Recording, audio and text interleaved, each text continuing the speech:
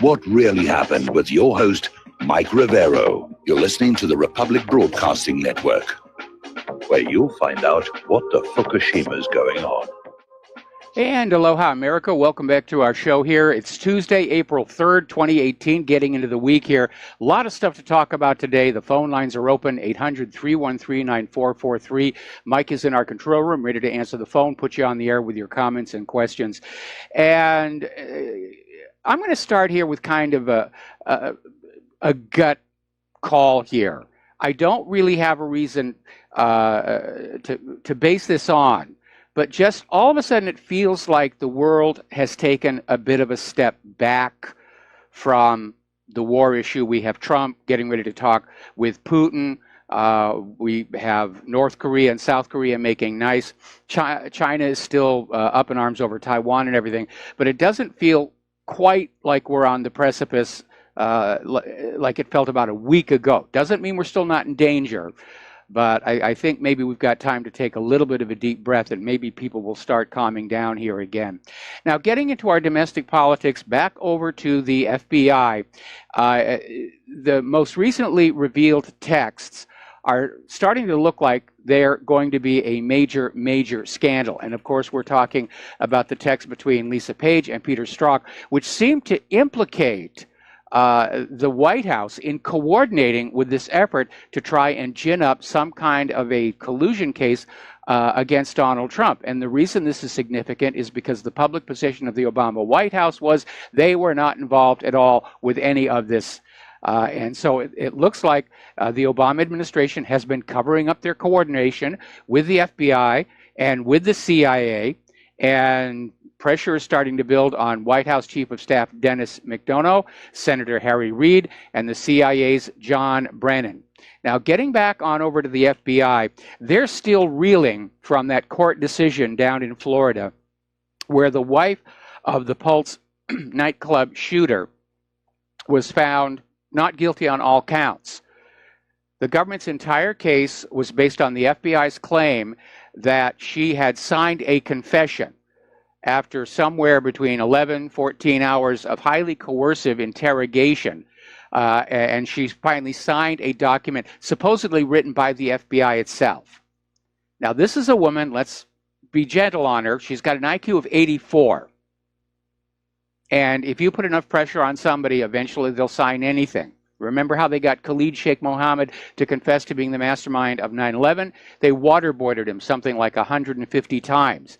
And then made him listen while his kids were locked in metal boxes with biting insects.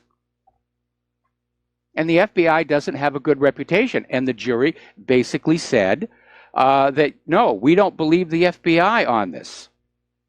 Okay. We're under a flash flood watch, we've just been informed. And let's look at the FBI's performance. Even by federal government standards, they are incompetent. COINTELPRO, Richard Jewell, the Ruby Ridge Massacre, Waco, the Oklahoma City bombing, the anthrax witch hunt, the forensic lab scandal, that was a biggie, and of course the Hillary cover-up. They really don't serve the American people in any kind of a useful capacity. They are the American version of the Gestapo, there to enforce the will of the rulers. Now, Devin Nunes is getting very, very angry with the Department of Justice because they keep requesting documents and the Department of Justice stalls or refuses. And it's almost like the Department of Justice has become weaponized against the truth getting out. It's become weaponized against political opposition. It's become weaponized against the American people. And so Nunes has now issued new subpoenas. And he's saying point blank, if the subpoena is not honored, he's going to move to contempt of Congress. And once he has contempt of Congress conviction, he's going to move to impeach. Impeachment is not just for members of Congress and the White House. Department of Justice officials can be impeached and removed by Congress. Now, over at Robert Mueller, he's still out there wasting time and money. He's gone way off the track of trying to prove any kind of collusion. He's now investigating a consulting firm with ties to Jared Kushner's Middle East policy point man. And they're now focusing on this meeting between a Trump campaign advisor and Blackwater founder Eric Prince and a Kremlin-linked banker on the Seychelles Islands in January of 2017. This was after Trump had won the election. Now, Eric Prince has said the meeting was just coincidental. The Times report is claiming Mueller is looking into whether Nader was there to help funnel money from Russia to Trump through the United Arab Emirates. It's a fishing expedition, and that's not the way special counsels are supposed to work. Special counsels are not supposed to be appointed until there is actual evidence obtained through normal Department of Justice investigation that something wrong has happened, some crime has been committed. Mueller's just out there fishing, and he's come up empty. Let's take a phone call. Larry in Indiana. Aloha, Larry. Welcome to the show. What's on your mind? Hi, Mike. Yeah, it just seems like they're trying to do item after item after item to keep people distracted. I mean, I'm looking around and seeing some of the craziest things these days. I don't see why you don't do a topic on... I invite anybody to take a look at a Roman numeral clock these days and tell me if it looks like what you thought it did, even the real old ones on the courthouses. How does a Roman numeral IV change to a 1111 and all the B numbers turn upside down on almost every clock out there, Mike? Hundreds of things have changed in what we're calling our reality with this Mandela effect, and nobody's talking about it. Well, I know the Statue of Liberty wasn't on Liberty Island. I happen to have a clock that uses the Roman numerals, and it looks like a normal clock to me, so I'm afraid... Well, I invite you and everybody to look around, because I'm finding almost none of them the way they were. Even on eBay, out of hundreds, I found maybe 3 that were as they were. I mean, those Roman numerals were not upside down. Larry, I got to tell you, I don't care how much of a rush you are in when you get up in the morning, you have got to stop drying your hair in the microwave oven because it's having an effect. So thank you very much. We're going to let you go. We're going to do a shout out to our on-air affiliates who are just now rejoining our network. And getting on back to the real world, there's an interesting article from Oraz.com, and I agree with what it's saying. Basically, there's a new study out showing that the current state of American polarization is less about a disagreement on the actual issues and more about a team sport mentality.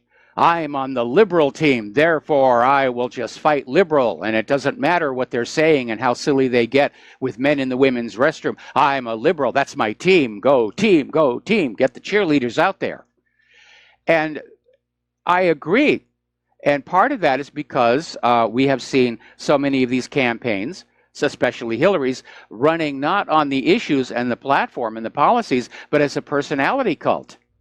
And liberalism shows all the signs of actually being a cult experience, to the same extent that Scientology is. And so this article is absolutely right. Most Americans aren't discussing the issues. They're not discussing the war. They're not discussing the realities about what happens with open borders. It's just out, my team is for open borders, and I'm going to fight that, and we will win, victory or death. Blood makes the grass grow, and so forth and so on. Now, over at Investment Watch blog, they basically came out with an article saying most of us really are sheep.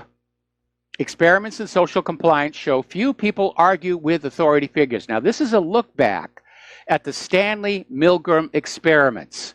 And if you are not familiar with what I'm talking about, this was an experiment that was run by Yale University psychologist Stanley Milgram to try and figure out why so many people went along with the Nazi platform and Hitler, even though they knew in their heart of hearts it was wrong to do so. And he wrote a book in 1974, Obedience to Authority, detailing this experiment. And it was controversial, and it actually resulted in an episode on The Twilight Zone, starring a young William Shatner, and then more recently a movie that went into more depth about the experiment. And basically what it was is Stanley Milgram had these two volunteers come into this room, and they would do a coin toss where one would be the test subject and the other would be the testor. And the test subject would go into a booth and be wired up with electrodes, and the testor would sit at this little box which had these little buttons with voltage numbers on them, and he would ask a series of questions of the test subject, and every time the test subject answered wrong, the testor had to administer a shock. Now, it was all a setup. The guy in the booth, wired up to the electrodes, was part of the experimental team. The guy at the control box, that was the real test subject.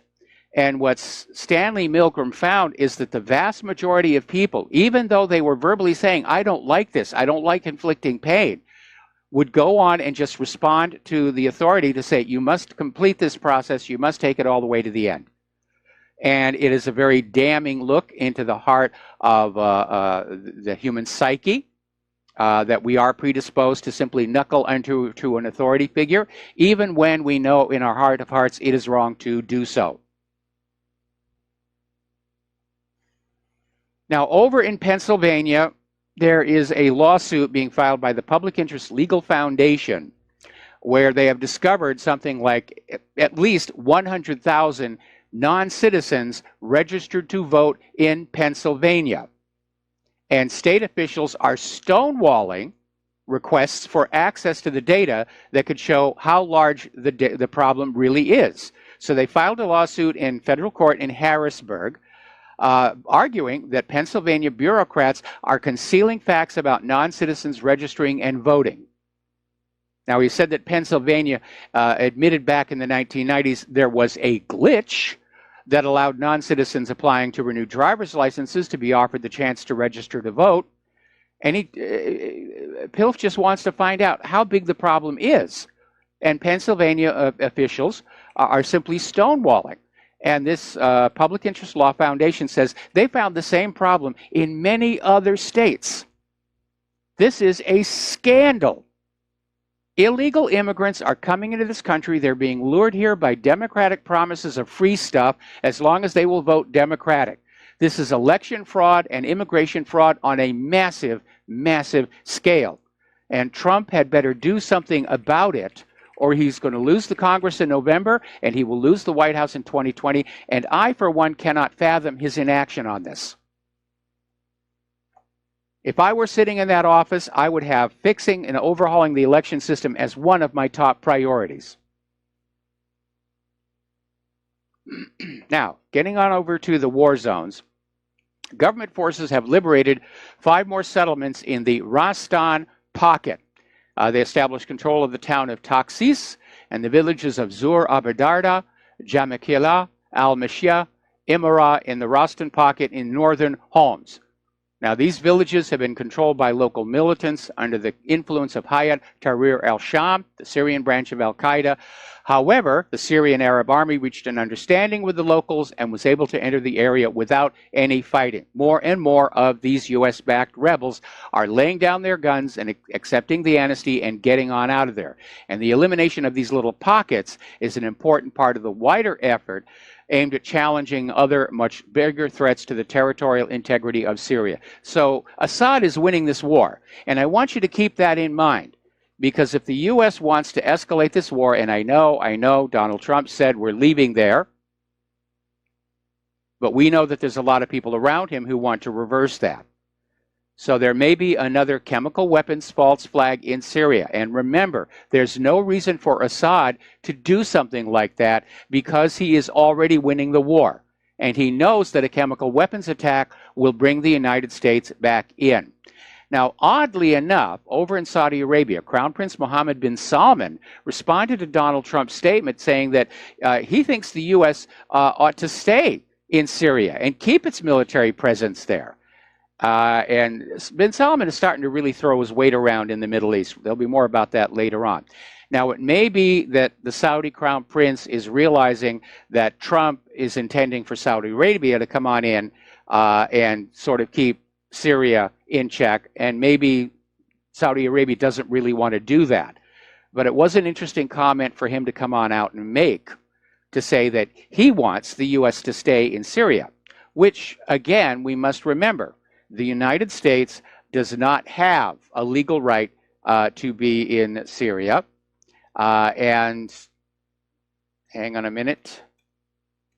I'm having a little technical issue here. I'm having a little issue with this machine. Okay, we're back. Now, there used to be a time a few years ago, in fact, during the first and second Iraq wars, where the U.S. military had this slogan, "We own the night." And that was because of our advanced third-generation night vision devices. Now, we're all familiar with night vision. You can go on out on eBay or Military Surplus, and you can buy a lot of the first-generation night vision scopes. But right now, the U.S. military are up to the third-generation night vision scopes. These are the ones that really can see clearly on an absolutely moonless night, just by the stars, even with a mild overcast.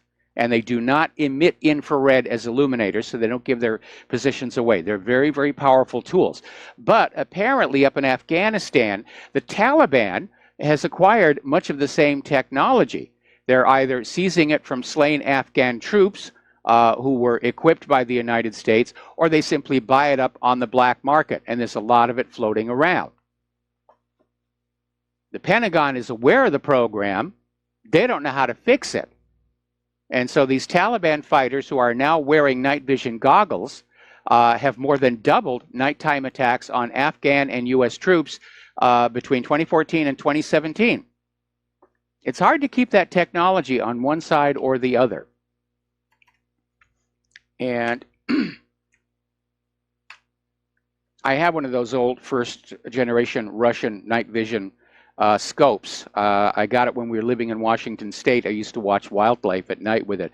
But amazingly enough, the new generation of digital cameras see better in low light than those first-generation night vision scopes. Now, Lindsey Graham is out there. He's basically part of the Let's Get Russia bandwagon. And he's out there just with this venomous spiel against Russia, and saying that Russia is out of control and that the U.S. authorities are doing against the Russian side is no longer working. And he thinks Trump is not able to handle the Russian leadership. Now, Lindsey Graham is urging the White House to attempt total economic isolation of the Russian Federation. First of all, to deprive Moscow of energy buyers. This is to try and undermine the Nord Stream 2 project.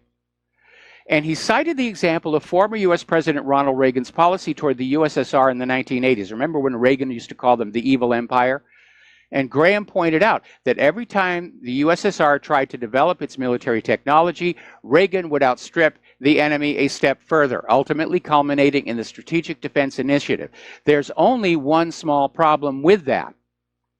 During that whole period of Reagan-Bush military buildup, the U.S. went from being the world's largest creditor nation to the world's largest debtor nation, and we have never gotten out of that problem. So Lindsey Graham is like saying, yeah, sure, let's bankrupt the nation. Let's plunge it further into debt. It doesn't really matter as long as we get those gosh darn Russians.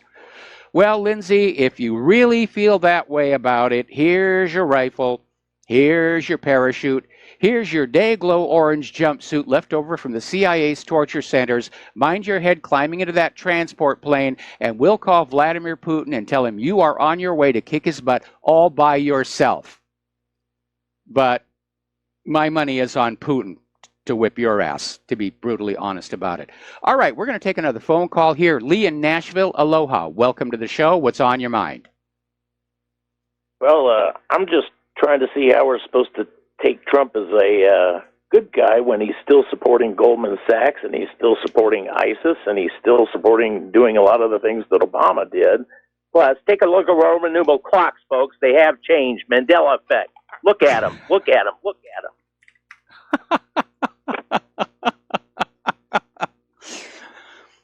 The funny thing is, up till he said the Roman numeral thing, yeah, Trump is a disappointment. And yeah, I supported him in the election, primarily to keep Hillary out of the White House. But I mean,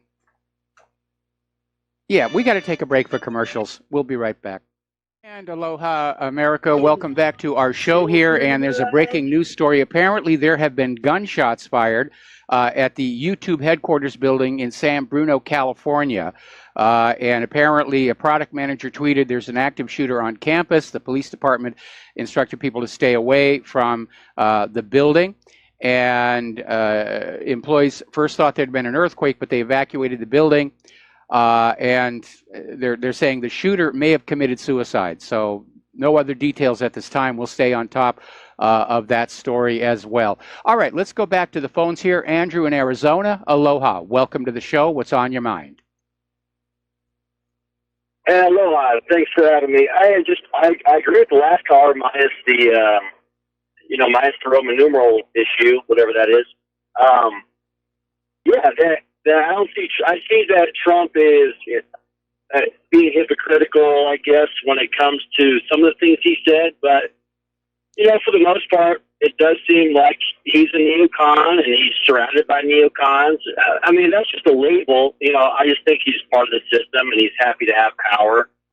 And I hope, for the best. I hope that, hey, somewhere deep down inside, he's a constitutionalist. And he wants to restore sound money, but it sadly seems like, the war drums are beaten. Even if, like you said, it has died down a little bit the past week, but maybe 2 steps forward, 1 step back. That's the way they usually have brought tyranny into America. So, I just wanted to, put my 2 cents out there that I don't have a lot of confidence in Trump at all. No, I don't either. Or ever. The only way I will support Donald Trump in 2020 is if Hillary runs again. Other than that, I'm going to be looking elsewhere. I'm with you. Yeah, I'm with you, sir. Thanks a lot. All right, thanks an awful lot for the phone call. We're going to let you go. Now, this Skripal situation has been dragging on and dragging on and dragging on, and Russia's Foreign Minister, Sergei Lavrov, is basically saying Great Britain is in a race to the bottom in terms of how they've been handling this entire situation, the propaganda, the warmongering, the absolute absence of any normal protocols of decency, or let's find out the facts before we rush to judgment. And he goes on to say they've really taken this too far, and I tend to agree. I think we're all on Skripal burnout, and it hasn't proved to be this global rallying cry against Russia that perhaps Theresa May hoped it would be, because there's a lot of dissension within her own government. There are many of the countries in the EU that are refusing to go along with the expulsion of the Russian diplomats. China has stepped into the fray and saying that Russia is owed an apology for being accused of this crime without any proof whatsoever. And it goes on to say that the West disregards due process. It's trying to bully Russia, but its failure to do so shows the West is no longer leading the world community, and in its desire to cling to power has actually become a threat to other nations. And that is absolutely, absolutely correct here. Now, Serbia has gone public saying that Great Britain is trying to put pressure on them to expel Russian diplomats from Belgrade. And Serbia is saying, no, we're not going along with that. Meanwhile, NATO is trying to use the Skripal case to sort of tighten the ranks ahead of the NATO alliance's summit, where the NATO leadership is going out to the NATO nations saying, we're going to be making some changes at the summit. We've all got to pull together. We've all got to put aside our differences. We've got to unite militarily because the Russians are coming, and the Skripal case proves it. They've got chemical weapons, and they're going to be painting it on all of our doorknobs unless we go and attack them. It's Iraq and the weapons of mass destruction all over again. And a giant monkey wrench just got thrown into this whole thing, because in response to demands by most of the world's governments that some kind of proof be provided that the Novichok used on the Skripals came from Russia, the British government gave samples to Portendown and said, find something in there that links to Russia, and Portendown came on back and said, We can't. There's nothing there. There's nothing here that says this came from Russia or was even made in Russia. It's anonymous. Well, so now the story has changed. According to an article in the Daily Beast, Britain is saying that, well, whoever tried to assassinate Skripal and his daughter, and wherever they got the Novichok, certainly they had Putin's approval. That's the new spin. Yes, maybe somebody else did it. Maybe the Novichok came from someplace else, but Putin had to know, and he had to approve. You got to be pretty gullible to buy into that one. Let's be very honest about that. You have to be about as gullible to believe that as to believe that the Roman numerals on the clocks are flipping upside down right about now. All right, we're going to take another break for commercials, and we have a caller on the line as soon as we come back.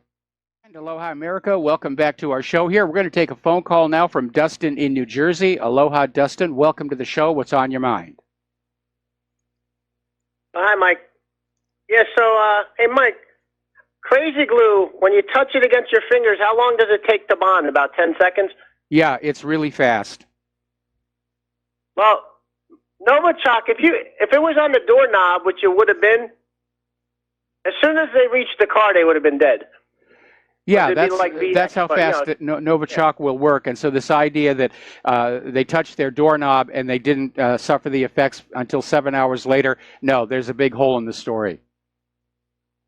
Boris Johnson, Theresa May, the whole British government, they look like our government, a bunch of lying scumbag morons. Like, I feel sorry for the British people and the American people, not all of them, because, your listeners and people we know what's going on. But how can anybody believe this same crap? It's like after Iraq and Vietnam. I mean, how can you be this stupid to buy this crap? I don't think anybody is buying it. I don't think anybody is buying it. I know the governments are responding to political pressure to go along with a certain agenda. But by and large, I'm not aware of hardly anybody who's believing any of this stuff anymore. Yeah, I mean, it's unbelievable that the story, you notice it's getting kind of quiet with it now, though. You notice that? Because it served its purpose of demonizing Russia. That was, it's time to move on to a different story. And there's going to be plenty more where this came from. You know that, because this is like the never-ending story. It's like against Russia and China. Hey, Mike, did you watch any of I don't know if you had time to watch any of the conference between Putin and Erdogan? No, I didn't. I watched some. They pushed ahead the S-400. Yes, they did. Delivery. Yes, I'd heard that secondhand. So that means, Mike, that Turkey is on Russia's side. I mean, I'm not sure about that. I think Turkey is kind of a wild card. They seem to be cozying up to this party, then that party, and I think Erdogan, especially ever since that failed coup d'etat, he's kind of a loose cannon on deck, and nobody's really sure what he's about. Now, one of the stories that is coming out from Zero Hedge is that when Trump is saying we're going to let somebody else take care of Syria, that might in fact be France, because France has been wanting to increase their military presence in Syria all along. And they have no more legal right to be there than the United States. But it risks a confrontation between France and Turkey, who are both members of NATO. So even as they're trying to use the Skripal case to bring NATO together, Syria is actually running the risk of having NATO break apart into two opposing factions. I don't think France can take Turkey, because Turkey's over there and France ain't. It's going to be a hell of a lot harder to move their equipment in at that point. I might remember France. Syria used to be a colony of France. So this all started with France, Britain, and the United States were trying to get rid of Assad. A lot of people don't know that, but it had to do with oil pipelines, part of the story. And this goes back to what? Sarkozy, right? Yes. So there's a lot of, even though Sarkozy and the following prime minister, just like Trump or Bush or the Clintons, you still have like a deep state in France You got a deep state in Britain. You got a deep state in the West. You know, but who knows where this is going to go? But yeah, Turkey's carving out a part of Syria. But I believe, Mike, is that they're on the side of the Russians after the coup with Gulen living in Pennsylvania, and you know, that whole shoot down with the Russian plane, that could have been, Mike, like a breakaway group like that tried to take over Turkey. You know, that could have been like, you know, a coup. It was part of the coup with shooting down the Russian plane. Erdogan might have not had nothing to do with that. That's entirely possible, but you're right. Erdogan went into Syria basically saying we're just going after the Kurds, nothing to worry about. Now they've basically said that Afrin is now being governed by Turkish authority, and so yeah. Turkey has already carved off a piece of Syria for itself. It's a small piece, but I'm sure that Assad is not happy about that. Now, getting on back to something you said earlier, I think the reason this Skripal thing is starting to fade is not because it's the end of the propaganda cycle and it served its purpose. I think exactly the opposite. They're coming to understand they didn't get any traction with this. People just are not buying the propaganda any longer, and that's a good thing for people not to buy the propaganda. The downside is, of course, the next escalation step upward from that are outright false flag attacks. You're right, Mike. It'll be, since this didn't work, the next operation will be substantially worse. You know, like to the point where, you know, how much further can you push, you know, the bear? You know what I mean, Mike? How much further can you poke the bear before it swaps you back with one swap? You know, not multiple swaps. It'd be one big swap, you know, and the world will feel it, you know. Hey, Mike, real quick, did you ever hear of something called the Phoenix program? Yes, if it's the one I'm thinking of, it was the assassination program in Vietnam. But do you think that, like, it also had to do with, like, propaganda, and do you think that's going on here now in this country? Like, they're using that program all over the world now, it seems, right? Well, they have different programs and they have different code names. I think Operation Phoenix was in Vietnam. I'm sure they use different names because the whole idea is to keep all of this stuff compartmentalized, so you can't expose one operation and have it lead you to expose others. So it's all highly compartmentalized. There's no question propaganda is being used on the American people. It used to be illegal. They were doing it anyway. Now it's perfectly legal, and they've ramped it up even higher. You know what's scary, though, Mike, about this whole thing? There's actually people that, I mean, it's just amazing how they can get so many people to follow these programs without asking any question.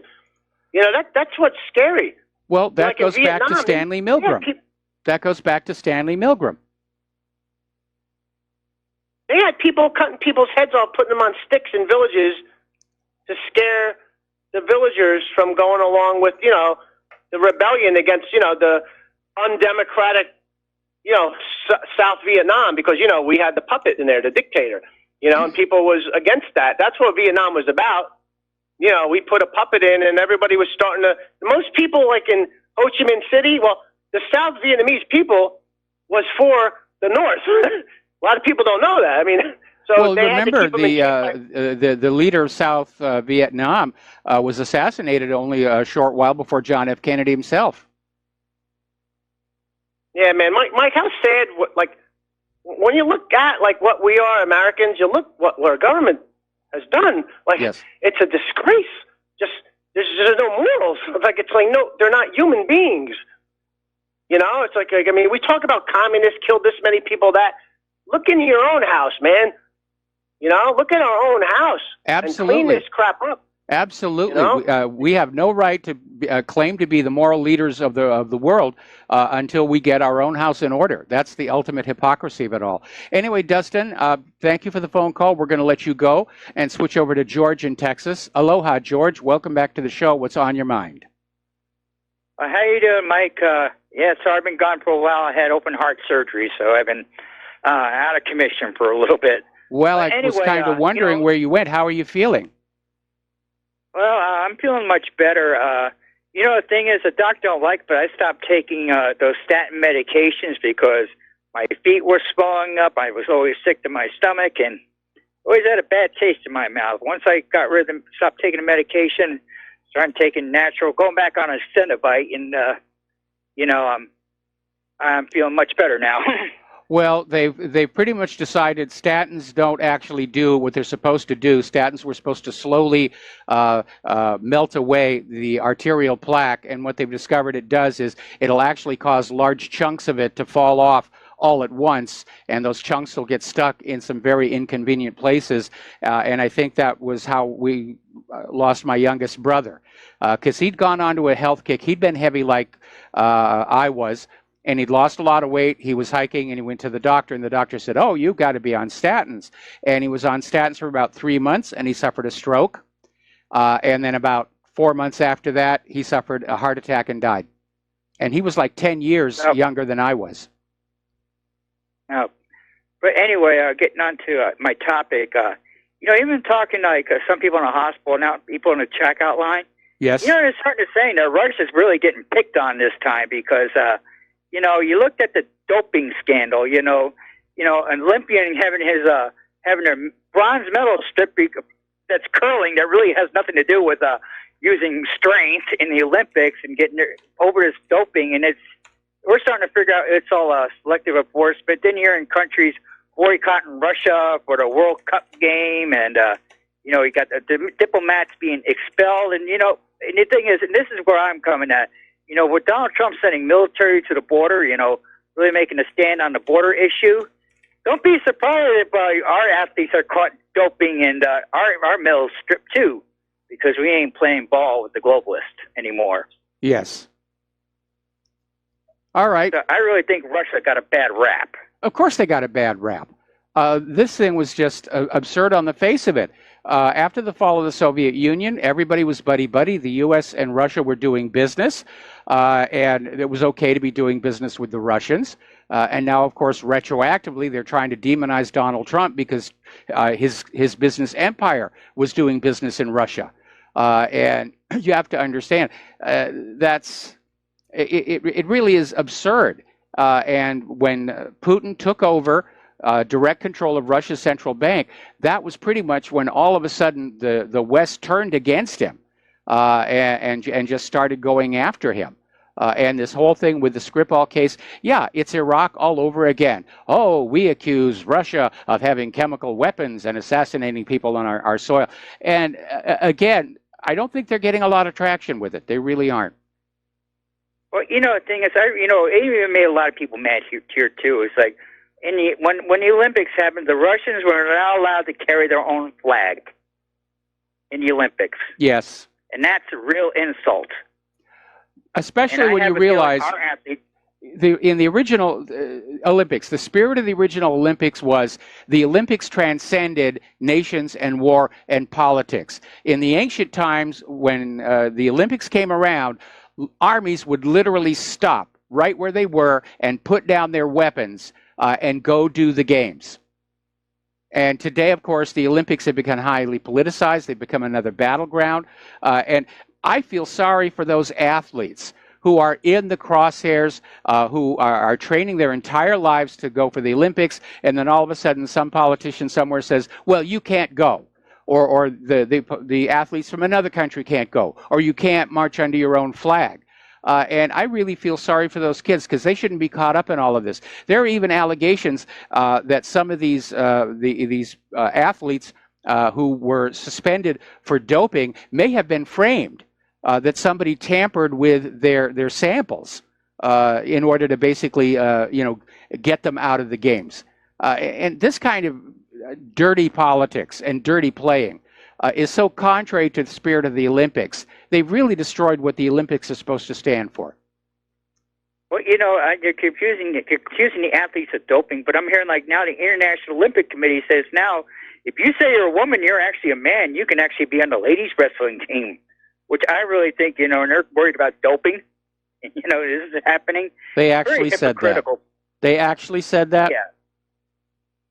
No, it's actually, the International Olympic Committee said, I read about it, said, if you say that you're a woman, you're actually a man, you can be on the women's wrestling team. That is absurd. It's a new, You know something? I think we need 2 new cabinet positions in the White House. We need a secretary of decency. And most importantly, we need a secretary of common sense to get away from all of this. Or if you're going to say that men and women can compete in the same teams, start breaking it up into weight classes so that you don't have big hulking males competing against much smaller women.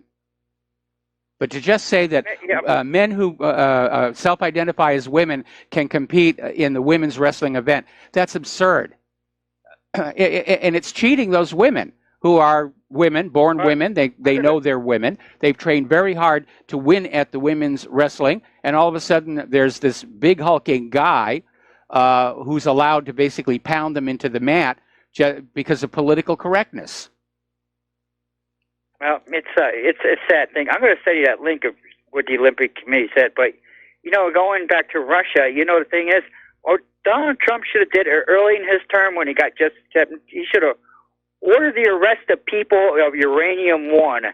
That would have shut down the Russian collusion big time. He should have. He should have. I don't understand why nothing is being done about Uranium-1. There is so much evidence there.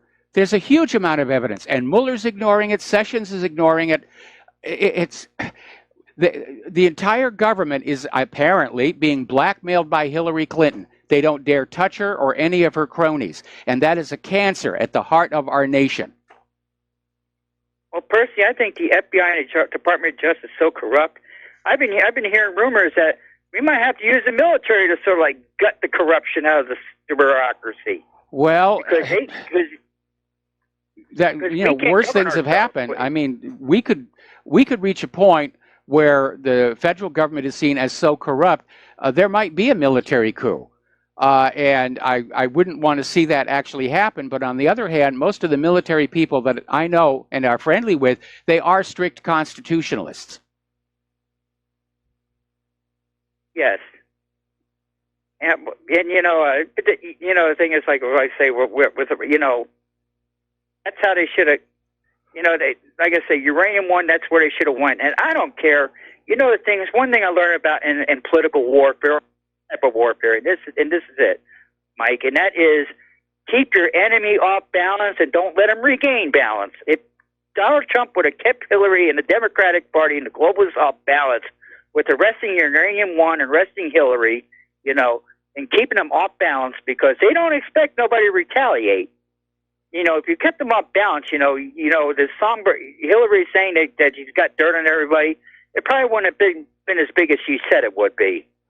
Well, Hillary has. Hang on, we're coming up on a commercial break. Hillary has got enough information to basically bring down the entire federal government, and that's why they're so terrified of her.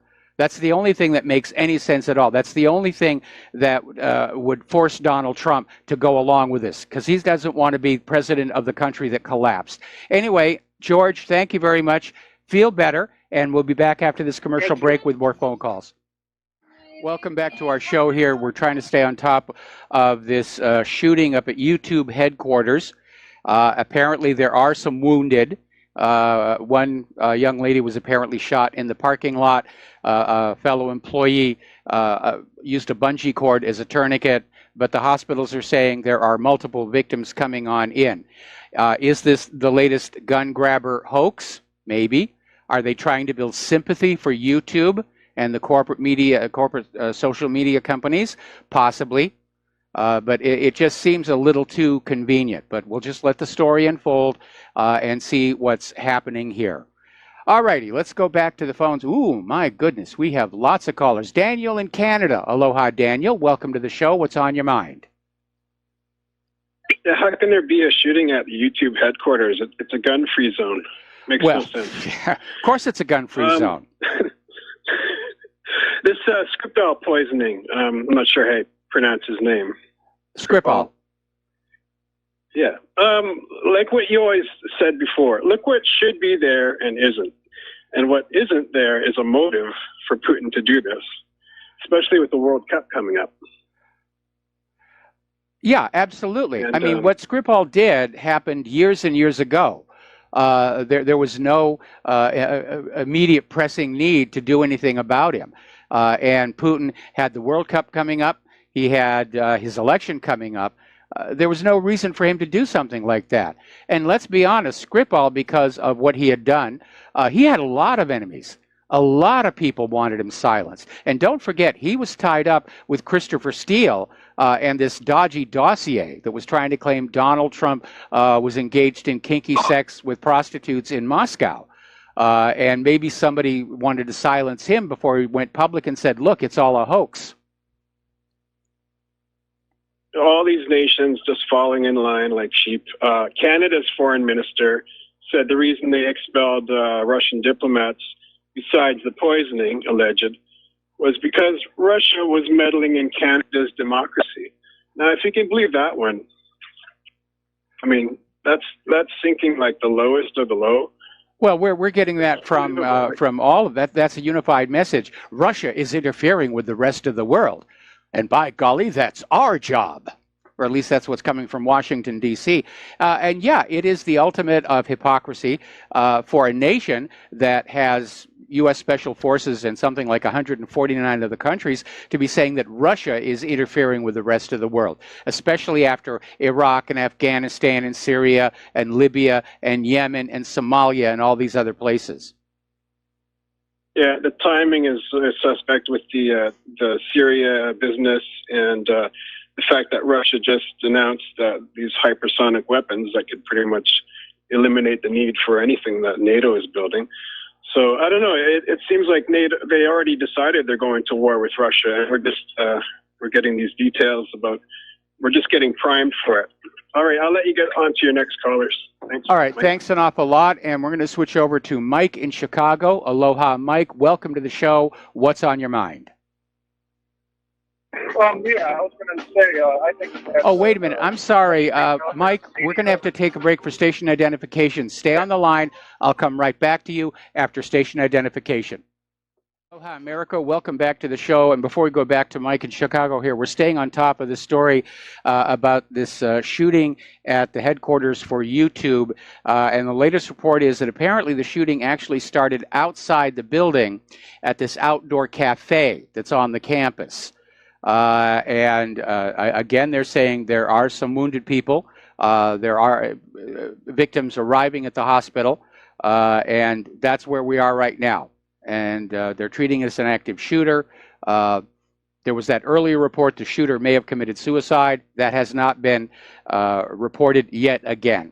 Always in these early stages of these things, there's a lot of information floating around here. But supposedly the Bureau of Alcohol, Tobacco, Firearms, and Explosives have responded to the scene as well, along with the San Bruno police here.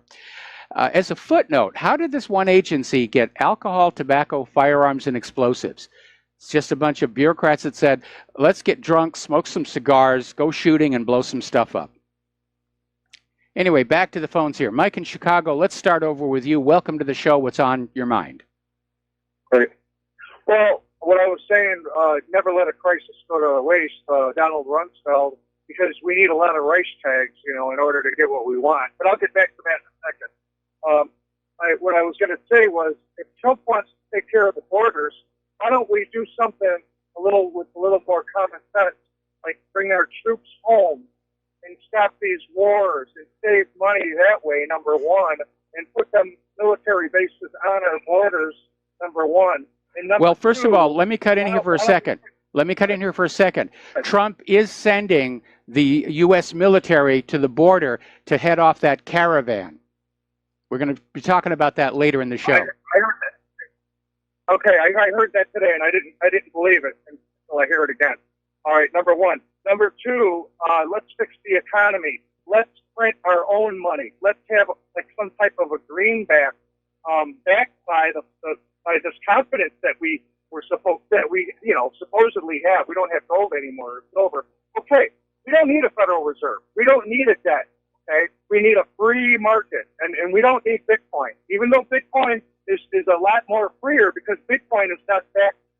It's backed by whatever price they come up with. But they don't have this debt problem that we have. And number three, take all of this bureaucratic nonsense. What do they call them in bills? Before they pass bills or they Congress. I forgot the name of it. Congress. yeah, take the pork out of the bills. You know, all the waste, the government waste. You know, take earmarks. Take all the earmarks. Take it all and help the homeless. Let's take care of the homeless problem, especially in the area probably where that Google shooting was. I would imagine, right? And somewhere in California, right? Was the Google shooting?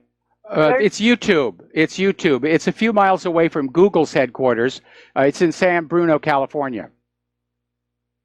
All right, there you go. All right, we're back to home base. I just ran a home run with my comment there. But okay. Yeah, never let a crisis go to waste. I'm sure that, you know, they got to grab all these guns before they start a war with Russia, because you know what? Nobody's going to want to go. Nobody wants to fight Russia. You know what I mean? This is just a way that they could probably wipe out the debt that we're never going to pay back, and kill us in the process. You know, because they got to get rid of a lot of us. There's too many of us. I always thought, you know, that's what their plan was. You know, is to eliminate a bunch of us.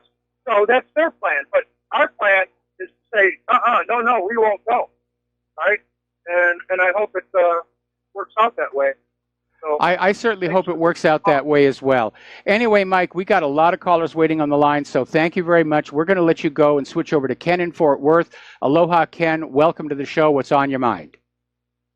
Howdy. I was taking cholesterol drugs, those statins, and my right calf froze up. And I had to ride around Dallas-Fort Worth in a wheelchair. I quit taking them, and the problem went away. I'm not surprised. I mean, the American pharmaceutical industry, they're just pumping out all these newly made chemicals, these patentable molecules, and they just sell them with all of this very glitzy advertising. And then they work closely with public relations companies and even with the FDA and CDC to downplay the negative side of these medications, because it's all about making money. It's not about your health. It's not about what's best for you. I keep going on back to this situation we went through with Claire. It was many years ago, where all of a sudden she started developing this crippling joint pain. Had trouble walking, couldn't play her harp, couldn't play keyboard. And if you understood Claire's commitment to music, you would know what a tragedy that it was. And it was years. We were going to doctors, and they were giving her all kinds of medications. Some of it was off-label, special shoes, creams, and everything. Finally, we figured it out for ourselves what was going on. And that was that she was developing joint pain from exposure to what are called formaldehyde precursors in low-end cosmetics and household products. And once we banned those from our house, the problem went away. And not one of the doctors or orthopods or anything that she went to had even addressed the possibility that maybe there was something in the environment she was reacting to. It was always, oh, buy this, buy that, try some of that, try this, try. And it was all about pushing product. And that's really what the medical industrial complex is. All doctors are very highly trained sales representatives for big pharma. Yeah. Hey, there's a book called Cholesterol Hoax. You ever seen that? Yes, I have. I saw it, but I got to buy it. Okay. Hey, I bet that was kind of hard for your wife to get that harp on her back. Hey, no, I'm the one who lugs that around. Okay. I guess we lost Ken. Let's switch over to James in Ohio. Aloha, James. Welcome to the show. What's on your mind? Hi. Well, Trump sending troops to the border, that fits in perfectly with what I was going to say. I was thinking, I know it's hard to keep all these new sweeping government powers that they're always enacting, keep them all in mind, but, you know, the United States is pretty much always legally in a state of emergency, and every new president pretty much rubber stamps it. But I thought when Trump first got elected that really, other than a civil war or revolutionary war, the only way to straighten things out would be if Trump took these emergency presidential powers that make him a virtual dictator, and he could do things then like take the heads of the Federal Reserve and all the other Bilderberg attendees and put them on public show trials and military tribunals and things like that. And then we could solve our problems rather quickly. The other thing, I had a little bone to pick with you about some of the advertising I've heard on RBN. I don't know if it signals a dramatic shift to the left, but every now and again I hear advertisements targeting homeowners, and yet I never hear a word about hetero owners. So. Okay, that's funny. I like that. All right. That's about all I had for you. So you take it easy and keep up the good work. Thanks a lot. I will. We're going to do a shout out now to our on-air affiliates just now rejoining the network. And let's go back to the phones. And Steve Elkins. Steve, welcome to the show. What's on your mind? Well, just some more lies from media. In our Orlando Sentinel today, an article they were talking about the Parkland shooting, and of course, Noor Salman was acquitted. Of course, we know the FBI really worked hard to try to convict her based on lies and fabricating evidence they didn't have. But it did say in the paper today, get this, it just mentioned it in one line. There was nothing to back it up to say it's truthful. They offered no proof. But they said Nicholas Cruz owns an AK-47. Well, if that were true, if I had my choice, and he had a choice, if he truly did have an AK-47, don't you think he might have used that instead of what he used, the AR-15? It depends. I mean, I've had a chance to fire both weapons, and I kind of prefer the AR-15, mostly because of its modularity. You can be more flexible with configuring the AR-15 than you can with the AK. The AK sort of comes as it is, and there isn't that much that you can do to change it. Now, is there a semi-automatic AK? Yes. 47? Yes, you can buy those at the gun store. They go for like. It seemed to me they were kind of leaning to suggest that it was an automatic. Well, they're trying to blur the line between truly automatic assault weapons and semi-automatic sporting weapons. And in fact, apparently the latest edition of the Merriam-Webster Dictionary now includes in the definition of assault rifle any military-style rifle that fires semi-automatically. Yeah, okay. That's right. And when your last caller, a couple callers ago, you talked about this gender confusion, and they don't know what they are, and about how they infiltrate sports now. And, you know, a male could say, I feel like a female, and I want to participate on the female. They're going to destroy sports that way. But that brings me back to something I think it happened in the 70s, because I'm a tennis player, and I remember Renee Richards. I think that was the first person, the male transformation to a female, who actually played on the professional tennis, the WTA Tour. Yes. That somebody actually did that. It was Renee Richards. I can't remember what his real name was, but he did go through the change and everything and dressed like a woman, but he was actually a male, and he played professional women's tennis. I remember that. So, yes. I hope we don't see that, because that's going to destroy sports altogether. It absolutely is going to destroy sports. It destroys the spirit of what sports are supposed to be about, but then sports, like everything else, has now become a political playground. And I understand we're never going to be able to live in a world where where politics isn't present, but it shouldn't dominate absolutely everything in our lives. That's what it was like in the Soviet Union. The politics dominated everything. Every decision had to go through the political consideration. And there's a lot of life where that's really inappropriate, sports being one of them. Yeah, I agree. Well, you know, the NBA is pretty colorful already, but could you imagine a couple of the guys in the NBA said, I want to play the women's league? How interesting, how funny that would be. I think it's tragic. And again, it's unfair to the real biological women. I agree. I know. I'll say this whole thing could just destroy sports altogether, totally destroy it. This political correctness and gender fluidity, it's not just sports, it's literally destroying our entire society. And maybe that's by intention, to get us all so confused we don't know what's going on or who we are or what we're supposed to be doing.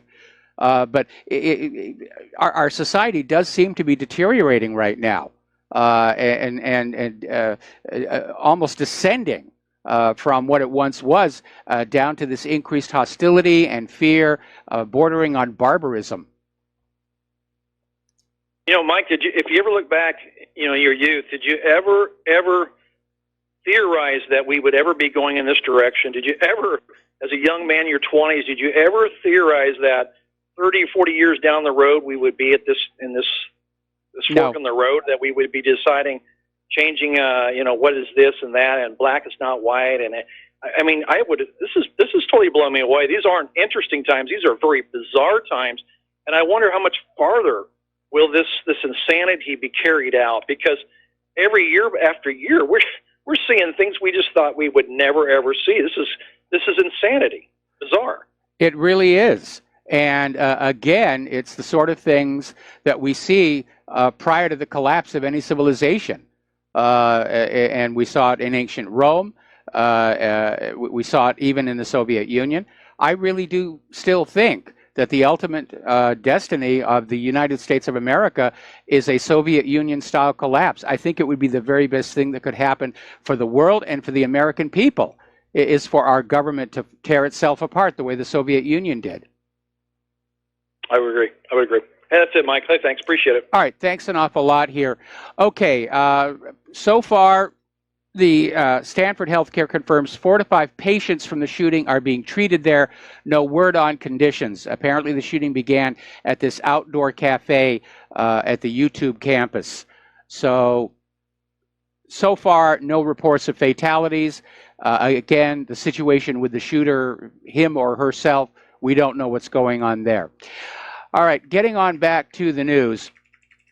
Over in Belgrade, the opposition party, the Serbian Radical Party, is calling on Belgrade to give up its military neutrality and join the Collective Security Treaty Organization, which is a post-Soviet security bloc. Now, the call for this came in the wake of an arrest of a high-ranking Serbian official in Kosovo and mounting tensions in the region. So Kosovo is back in play, as it were. Now, the United States Air Defense Artillery Brigade begins a new European mission for the first time since the Cold War. In other words, the U.S. now has this anti-aircraft artillery brigade on station, on duty in Europe. They're arming up. Now, we know that the Cold War aspect of this is something the military-industrial complex has wanted for a very, very long time.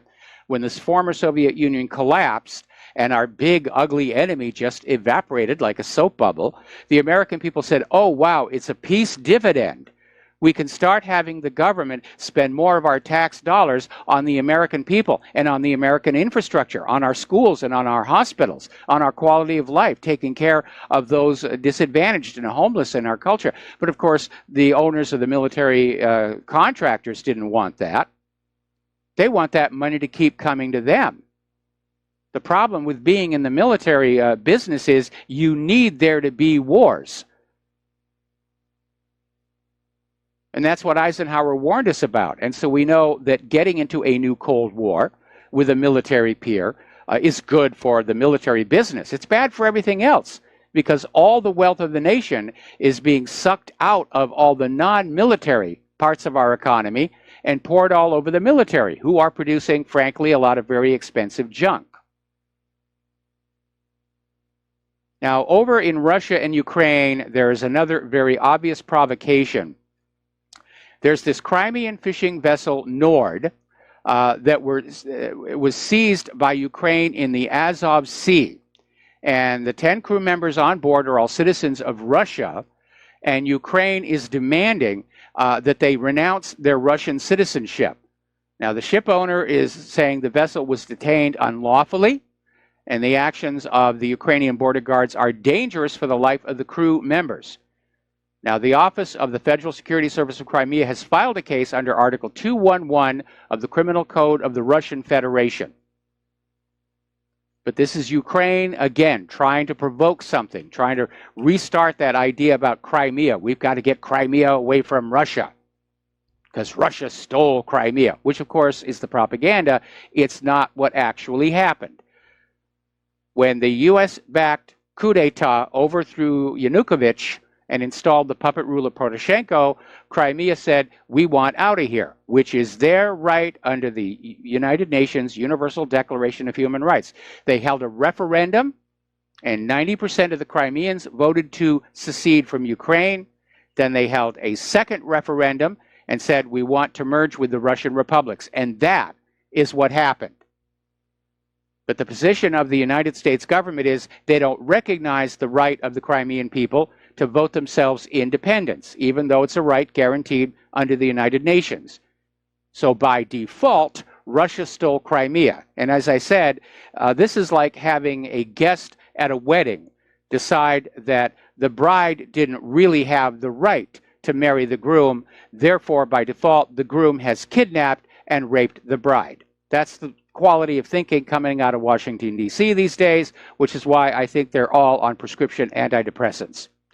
Meanwhile, over in Yemen, a Saudi-led airstrike destroyed a house where already displaced civilians from other provinces were settled. In other words, they hit a refugee center, killing 12 civilians, including 7 children.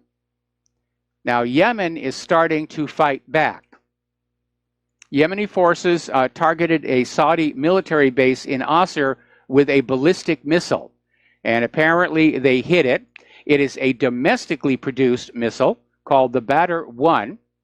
So already those people are going to say, Iran is behind this, Iran is behind this, the rug has been pulled out from under them. Yemen is building this themselves. And apparently they inflicted a lot of damage there. The Yemenites have also targeted a Saudi oil tanker in the Red Sea. They were thwarted by the vessel's escorts, but they did inflict some damage on the Saudi oil tanker. All right, we're coming up here on a commercial break. We're going to take a few minutes away here. Going to keep an eye on the YouTube story, and we will be right back. Aloha, America. Welcome back to our show. And once more, RBN does need your help. We're in a war with a corrupted government, a corrupted corporate media, who basically don't follow any rules, don't follow the laws. Their ethics is win at all costs. The ends justify the means. They're true believers. They serve a higher purpose, which may be war with Russia, and we have to stand up to them, and we need your help to do it. If you would like to send a check or money order, or if you prefer anonymity, cash, the postal address is Republic Broadcasting Network, 2251 Double Creek Drive, number 302, Round Rock, Texas, 78664. The phone number, if you want to call on in and become a recurring subscriber, is 800-724-2719, extension 03. Now, getting on back to the YouTube shooting, there is still no word on the shooter, although there is one report, it may have actually been a female. And apparently there was some kind of a joint luncheon between Google personnel and YouTube personnel at that outdoor cafe. So we'll see what's going to be happening with that. But supposedly President Trump has been briefed, and I'm sure he's already writing a speech. And the gun grabbers are, of course, already out there having orgasms and saying, we got another one, we got another one, we can grab the guns, we can grab the guns. And all I can say is, what a shame that none of those people at YouTube were carrying their own weapon. It is a gun-free zone, and that is the problem. When somebody gets it into their head that they want to go and shoot somebody, they walk into these places knowing nobody will shoot back. If we did away with the gun-free zones, somebody gets it into their head, I want to go out and I want to start shooting, and they walk up to a place like a shopping mall or Google or YouTube or school or whatever, and they start to remember, there are probably about 20 or 30 people in there carrying guns. They might just decide to go do something else.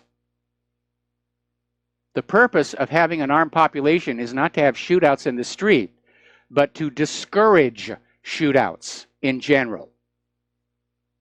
And let's be honest, look at everything the gun grabbers have done over the last several years, tightening restrictions on guns for law-abiding citizens. It hasn't solved the problem one little tiny bit. The gun grabber agenda isn't working for the American people. It's only working for the dictatorship. And I think this next story illustrates the situation perfectly. Apparently, thousands of women and children gathered in Sana'a in Yemen to show their anger against the Saudi Arabian coalition following the raping of a Yemeni girl by a soldier of the Saudi Arabian-led coalition. What was interesting is all these women were carrying guns.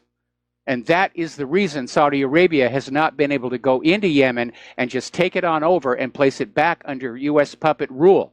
Those are armed people. And they're very tough.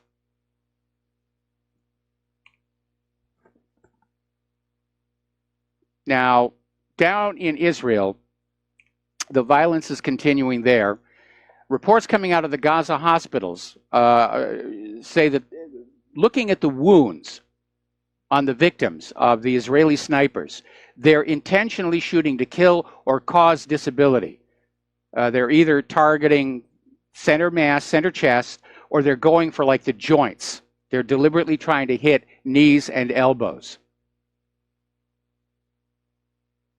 Right now, according to an article in the Global Research, basically they're renaming the Israeli military force the Israel Massacre Forces. And that's exactly what it was. Remember, before this Land Day demonstration had even started, Israel sent 100 snipers to the border. They were there ready to start shooting. And basically, the Palestinian Center for Human Rights is saying Israeli soldiers killed or wounded peaceful Gaza demonstrators, including women and children who were threatening no one. This is a high crime. It demands accountability.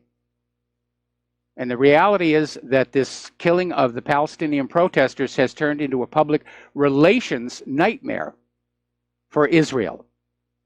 Now, Israel is still out there saying that they were rioting, there was a threat to their borders, and they were justified. And by the way, not that many people were wounded. And the media, corporate media at least, is echoing the Israeli official position. So the media lies while Palestinians die, and they're not getting any traction with that. Sinclair Broadcasting Group Executive Chairman David Smith has basically lashed out at the media, saying it's so left-wing as to be meaningless dribble that has no credibility. And that's absolutely true. And that's why they're not getting the traction. Okay, we're going to take a break for commercials again. And we'll be back with a phone call and more about the YouTube shooting after these few words. And aloha, America. Welcome back to our show here. And following up on the shooting at YouTube headquarters, we're now getting confirmation that in this case, the shooter was a woman. And apparently the shooting victims, there are 5 of them.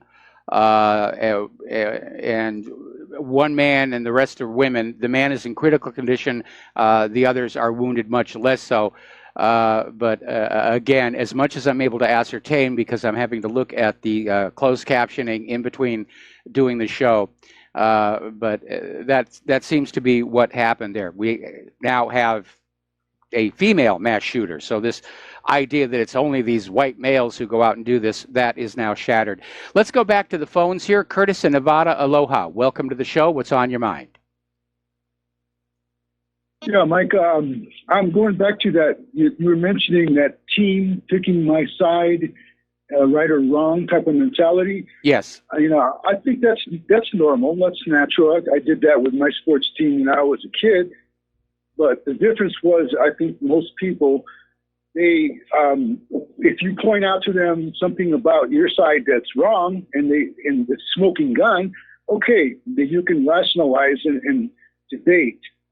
Whereas nowadays, in this generation, you don't no longer see that. They don't want to debate. They just want to squash you if you don't go along with them. Well, you see, and I think the biggest reason. Yeah, I can understand that attitude in team sports. That's how you build a sports team. But we're not talking about sports here. We're talking about a population getting together and through careful debate, charting the best possible course for the nation and its people into the future. And it shouldn't be turned into a sporting event. And that is the real danger. It's the path to fanaticism.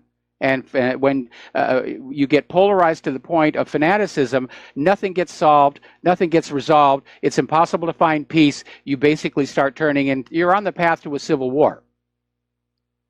Right. Well, we saw that, like, for example, when Hitler was able to convince his Germans, and the guy was so charismatic that he drove them over a cliff. But when they were pointed out to how wrong they were, the people were ashamed. The people knew that they were wrong. But my point is that nowadays, that I think that the younger generation, they don't have this ability to feel the same type of natural remorse or conscience. Because I honestly believe, I mean, I don't have proof, but this educational system used a form of a technique, a mind control technique from the time they were 4 to override or replace that natural instinctive value system. Like, that in the pedophilia world, they use like an extreme technique in which they get to the kid at 4 and that kid develops like a split personality. They can actually use this person as a future Manchurian candidate because the personality that was traumatized is the one that they can manipulate, and the one that wasn't doesn't remember. This is what I heard. This is an extreme form of technique, but I'm thinking that from the time any kid that went to public schools from say 1975 on, that their value system was replaced with more of the social justice system. Okay, well, So Curtis. Yeah. Okay, first of all, we're not born with values. We're born with certain instincts, among which are instincts of self-defense, procreation, and in the higher life forms, altruism, the desire to basically get along with others of our own kind. Values are something that are instilled from outside, and you're absolutely correct. Those who wish to shape society get to the children when they're very, very young, when they're too young to understand that the big people are full of it, and they will basically instill beliefs, whether that's Sunday school or kindergarten or anybody else, including pedophiles. And as the child grows into adulthood, their personality grows up around those core beliefs, and it shapes their behavior. And they will very often live their entire lives based on those core beliefs. If you take a small child and you raise them to think that they are unique and elite, and that the rest of the world is theirs for the taking, and that everybody should give them wealth and privilege, they're going to grow into adults who believe that to be an absolute fact of life. And there's nothing new about that. That was what led to the Prussian model of public education, where Prussia wanted to get the kids away from the parents at a young age and turn them into adults who were far more useful and supportive of the government. And that is the basis of the whole public education system. I don't think you need to go to the depths of saying that people are schizophrenic or Manchurian candidates. That's kind of getting into the science fiction aspect of it. But yeah, if you get a child young enough, you can raise them into being pretty much any kind of an adult you would like. Look what Pol Pot did with the children in Cambodia, turning them into executioners. Well, yeah, that's a part of the technique. But the point being, Mike, is that what are we going to do about the next 5 to 10 years when these people are going to be the source of the population? I mean, all they have to do is wait, and they can vote themselves out of Second Amendment, all that, and then that's it. We're going to be done. What are we going to do? Is there some kind of way to undo this? I don't know. Well, again, I keep saying that I think that the current U.S. government and economy are in a process of self-destruction. I mean, they're holding the economy together with Post-it notes and Velcro at this point. That's how bad it really is. And one of the main reasons I do not encourage civil unrest or revolution is that I really do think that the future of the United States is a Soviet Union-style collapse. And what we have to be focused on is being prepared to get through that collapse, take care of each other, rebuild our real-world social networks, and start planning for the kind of a nation we want to have after it's all come and gone. Well, okay, that's where we disagree. I think that once we're down, I think the rest of the world is going to gang tackle us because I really don't see them waiting for us to recoup. Well, again, go back to the Soviet Union. When it collapsed, the world did not attack them. they didn't have blue helmets stationed all over the damn country and everybody else wanting to come in on us at the time either. Well, I mean, the Democrats themselves want us down. They're already waiting for, waiting to take orders from the UN. It was set up for this. The whole Russian thing, it's different. It's not the same situation. So, well, I think the similarities is there. Yes, there are a lot of people who do not like the United States and want to see it come on down, but that was certainly true of the Soviet Union when they fell apart. And so I understand the globalists want us all under a one world government, but that agenda is in serious trouble. There's major pushback against it in Europe. There's major pushback against it here in the United States. Their propaganda about what a wonderful world, a one world government would be, has been totally destroyed by the violence and crime that the refugees have brought into Europe and the illegal immigrants have brought into the United States of America. People aren't just watching TV and thinking that represents the world anymore. They're stepping outside their homes, they're putting down their electronic devices, and they're looking at the world with their own eyes, and they're seeing what really is. And that is probably the biggest weakness of the liberal establishment. They're caught up in their ideals and their fantasies about what the world could be, and they don't consider the real world impact of what they're trying to do. And that's why so many of the liberal agendas blow up in their faces. Yeah, that's true. People are waking up. I agree with that. But the people that aren't waking up are the ones that are going to be in charge in the next 5 to 10 years. That's what I'm afraid of. Well, again, I think that when the federal government collapses and the American people are having to deal with that hardship, they are definitely not going to look on that political class with any degree of sympathy. And as we start to form a new nation, all of those old guard politicians are going to be persona non grata. And we're going to go back to selecting leaders who are ordinary people like us, carpenters, teachers, doctors, engineers, and so forth, rather than a permanent ruling class of hereditary politicians. Anyway, Curtis, got to let you go. Got other phone calls waiting on the line. We're going to switch over to Don in Iowa. Aloha, Don. Welcome to the show. What's on your mind? Well, Mike, I want to make a comment about the Second Amendment, but first, there's one thing that's always bothered me about that one commercial you read on the commercials, and you say the left with veracity. You know what I'm talking about? Yes. Left with what word is that exactly? Because veracity, V-E-R-A-C-I-T-I, means truthfulness.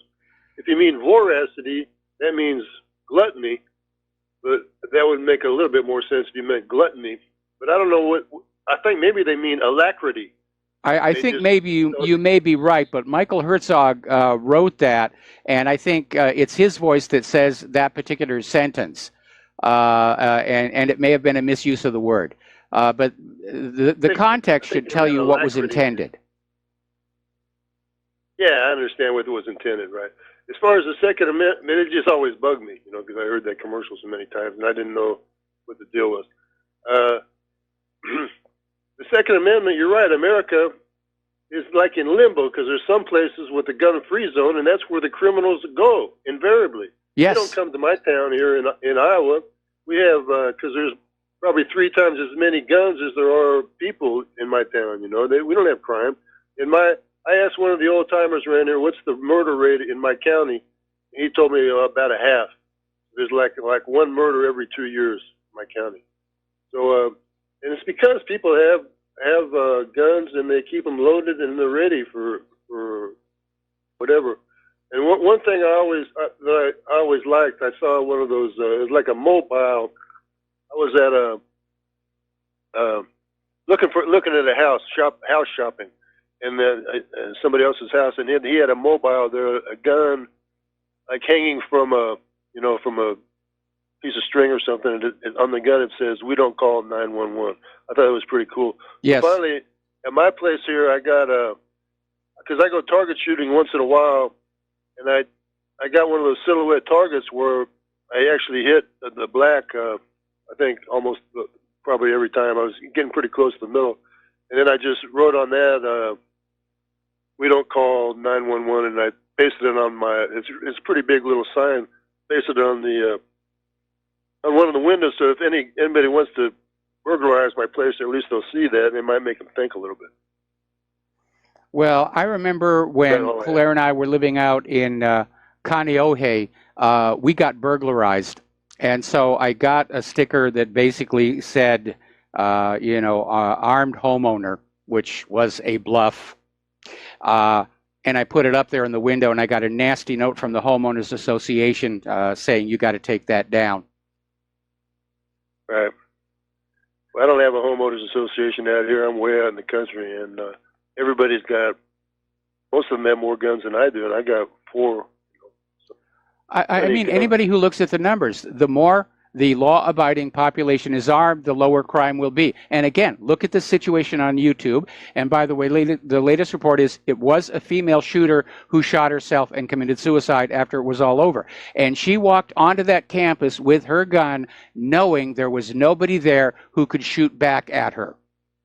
So, again, this underscores the failure of the gun grabber agenda in the context of actually making us safer. Now, if 20 of those people at YouTube had been carrying, especially carrying concealed, so it's difficult to know who's got a gun and who doesn't, that lady probably wouldn't have showed up. And by the way, I want to know if she was on prescription antidepressants.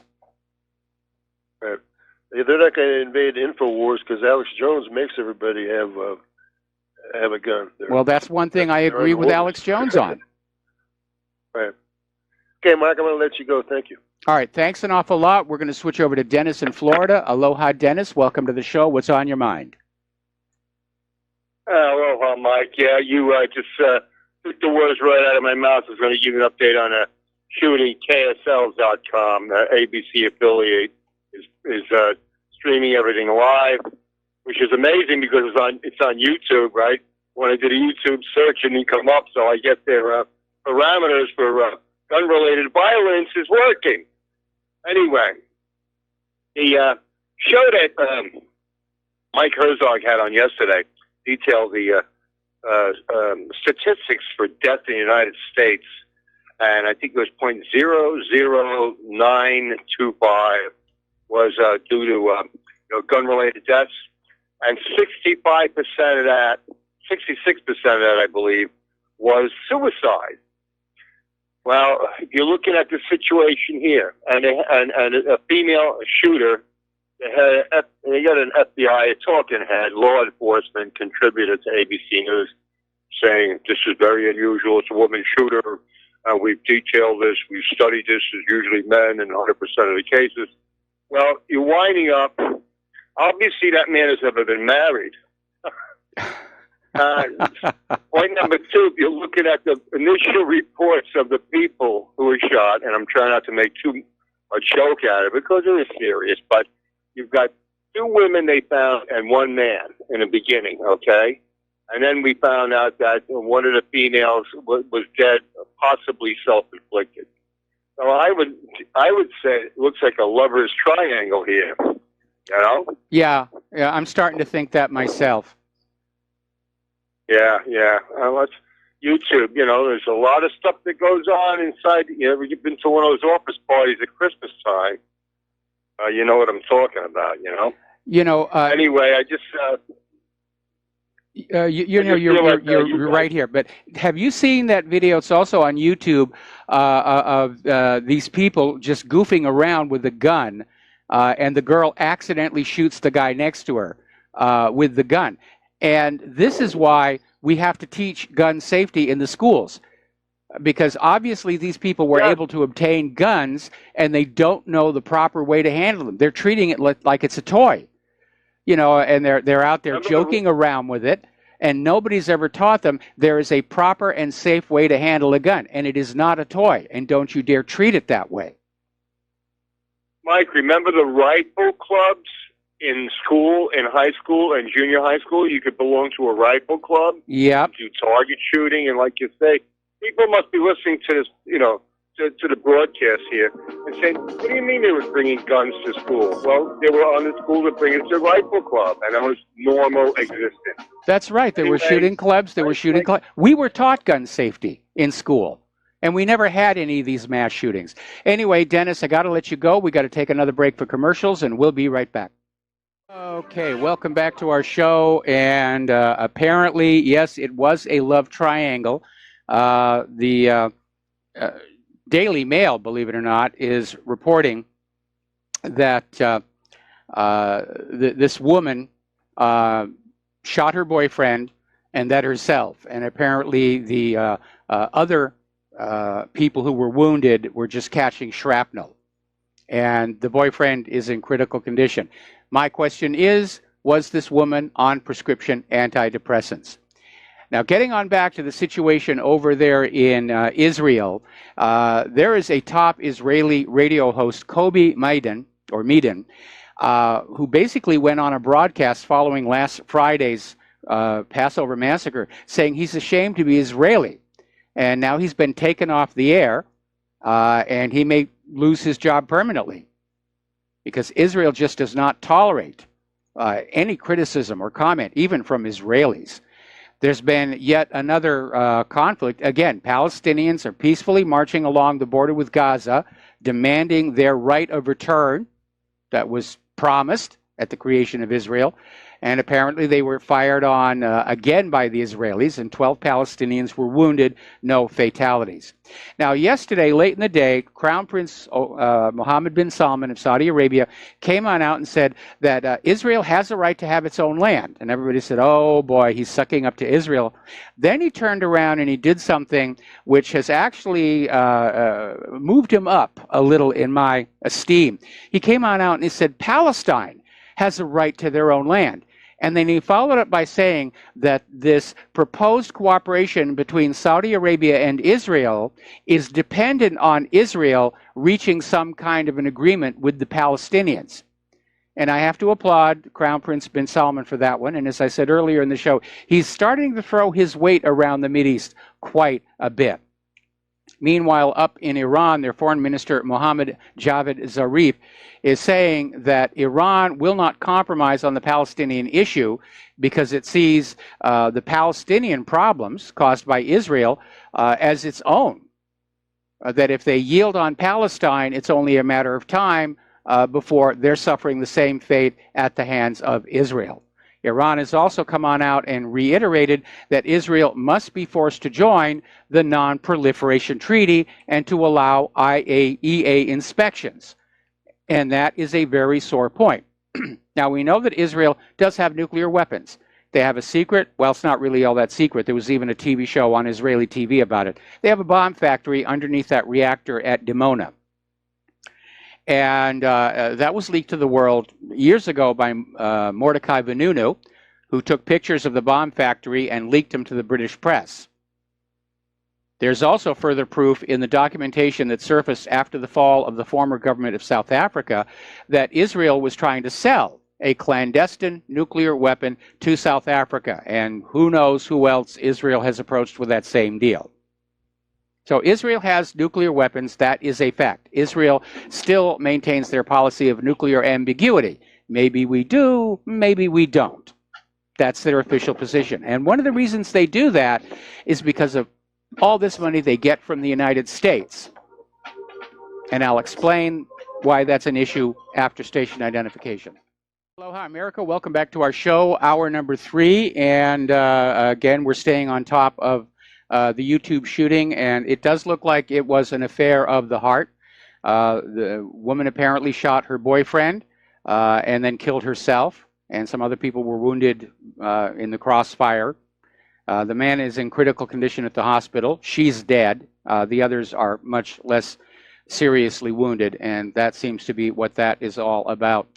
Now, getting on back to what I was talking about before the station identification, Israel maintains a policy of nuclear ambiguity. Maybe we do, maybe we don't.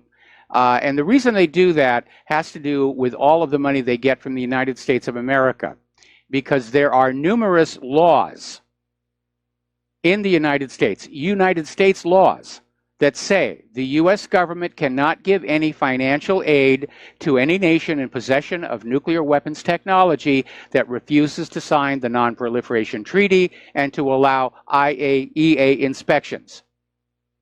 And that's Israel. Israel refuses to sign the NPT. They refuse IAEA inspections.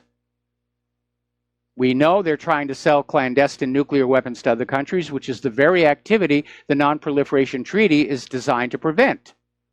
In other words, Israel is using the Non-Proliferation Treaty to create a market monopoly where if somebody wants a nuclear bomb, they have to go to Israel and pay Israel's price for it.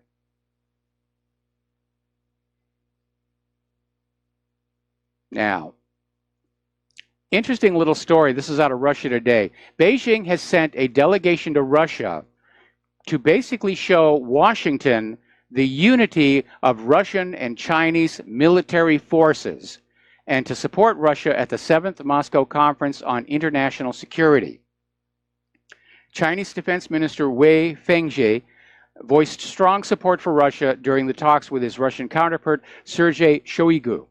While stressing the united position in the international arena, the minister said that one of the main goals of the visit was to send a message to Western powers.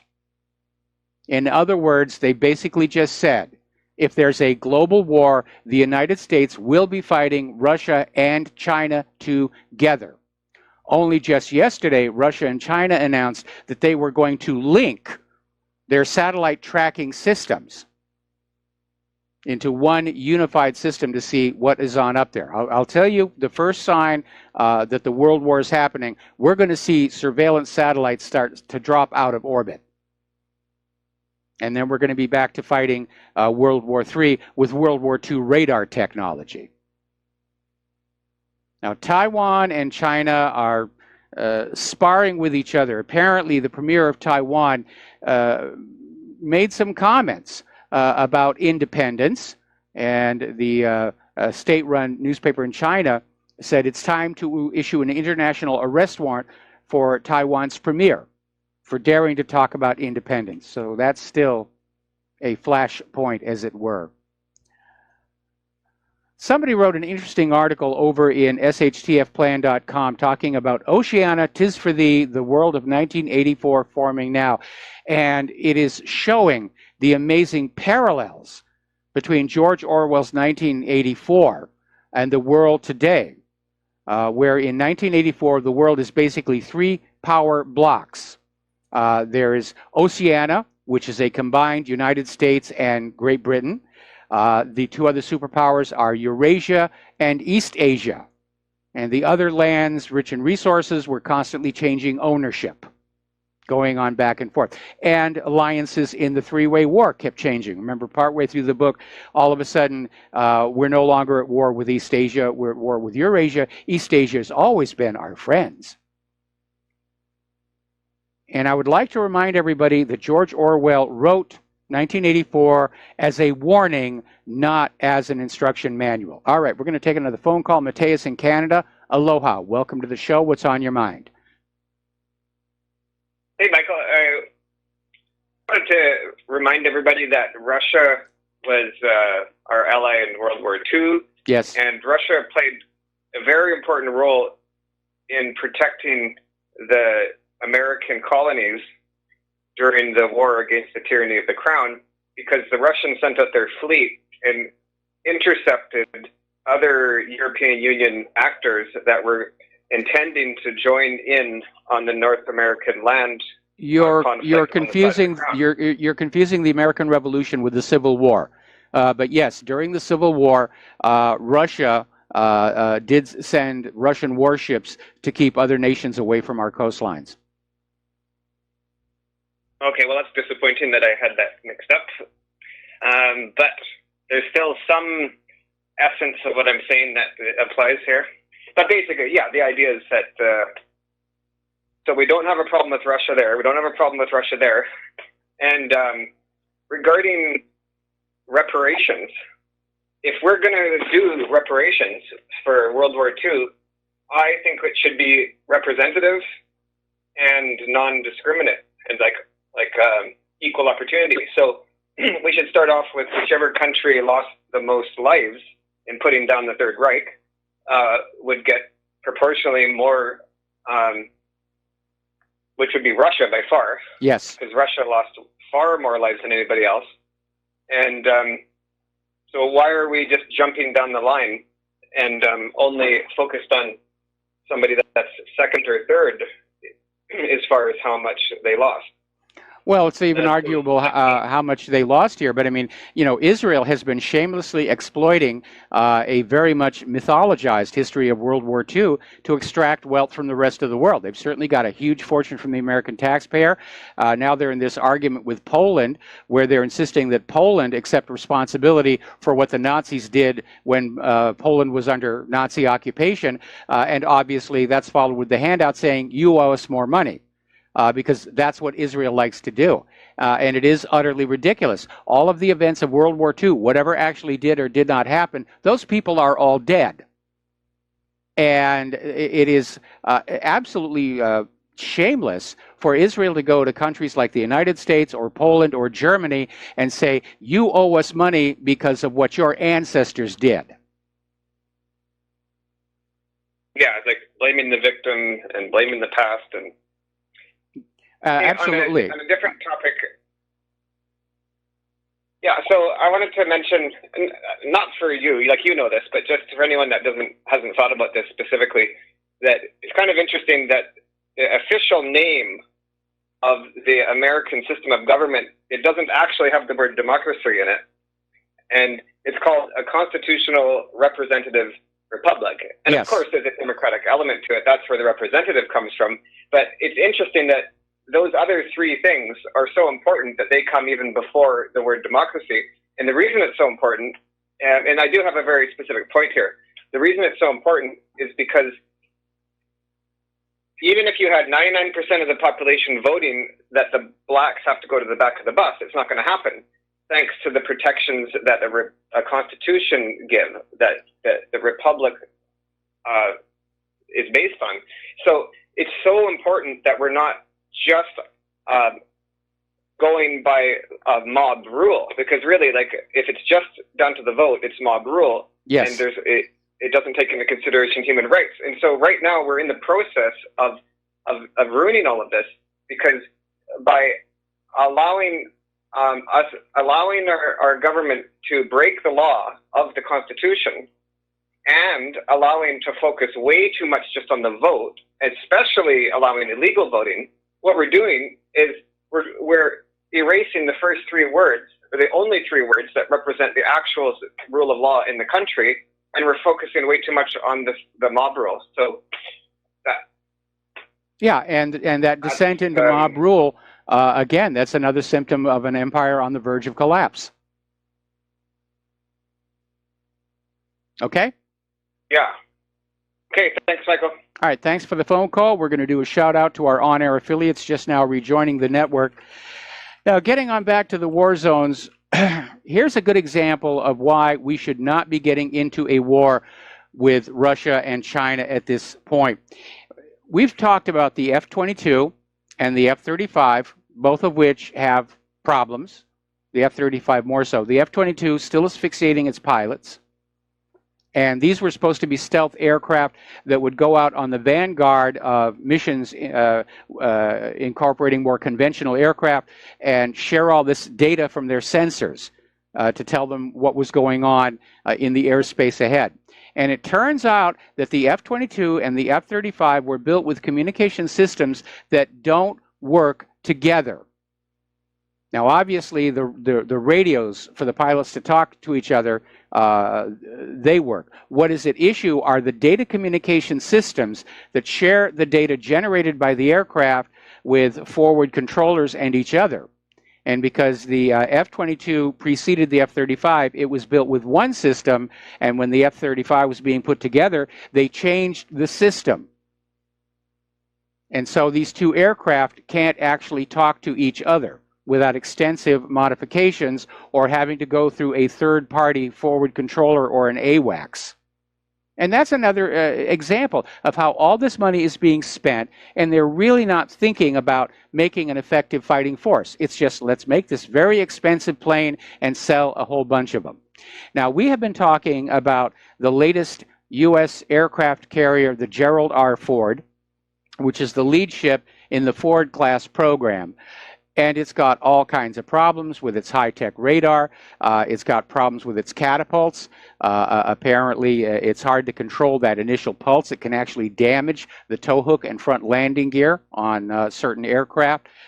And apparently, it's not resilient. When they went out on sea trials and simulated an actual ongoing multi-day flight operations, the catapults kept breaking. And even though they have not solved all of these problems, even though there are people in the Navy who are saying this may never really be combat worthy, the Navy is already moving ahead to block by 2 additional ships. And these are like $13 billion each. And they're just moving ahead to build them. This is going to turn out to be the same debacle that we saw with both the Freedom and Independence class littoral combat ships, which have had all kinds of problems, corrosion problems. Apparently somebody didn't figure out the correct place for the sacrificial zinc anodes, drivetrain problems, and apparently both of these ships were designed to be modular, in that different weapon systems could be dropped in and out to reconfigure the ships quickly for different missions. And I remember Claire and I saw this program about the littoral combat ships on one of the, I think it was Nat Geo or something like, or History Channel, I'm not sure which. But the point being that they were trying to put a positive face about it, what an amazing craft it was, and yet behind, when you stopped listening to the narration, you could see the crew were having all kinds of problems getting any of this stuff to work. And in fact, the final day of the sea trials for this ship, they had to be tied up to the dock because of the drivetrain problems. And they simply swung the gun out, pointed at the horizon, fired at a target raft, and said, "See, it all works." I don't think so. I don't think if you're tied up at the dock, the enemy is going to have the courtesy to sail within the range of your guns. And then later, it came on out that both of those programs are going to be scrapped, and they're going to go back to the drawing board and design a new littoral combat craft. Now, last Sunday, over at the White House, they had their traditional Easter egg hunt, Easter egg roll, and apparently Donald Trump took the opportunity to brag to the children about his huge military spending. And what a good thing that was.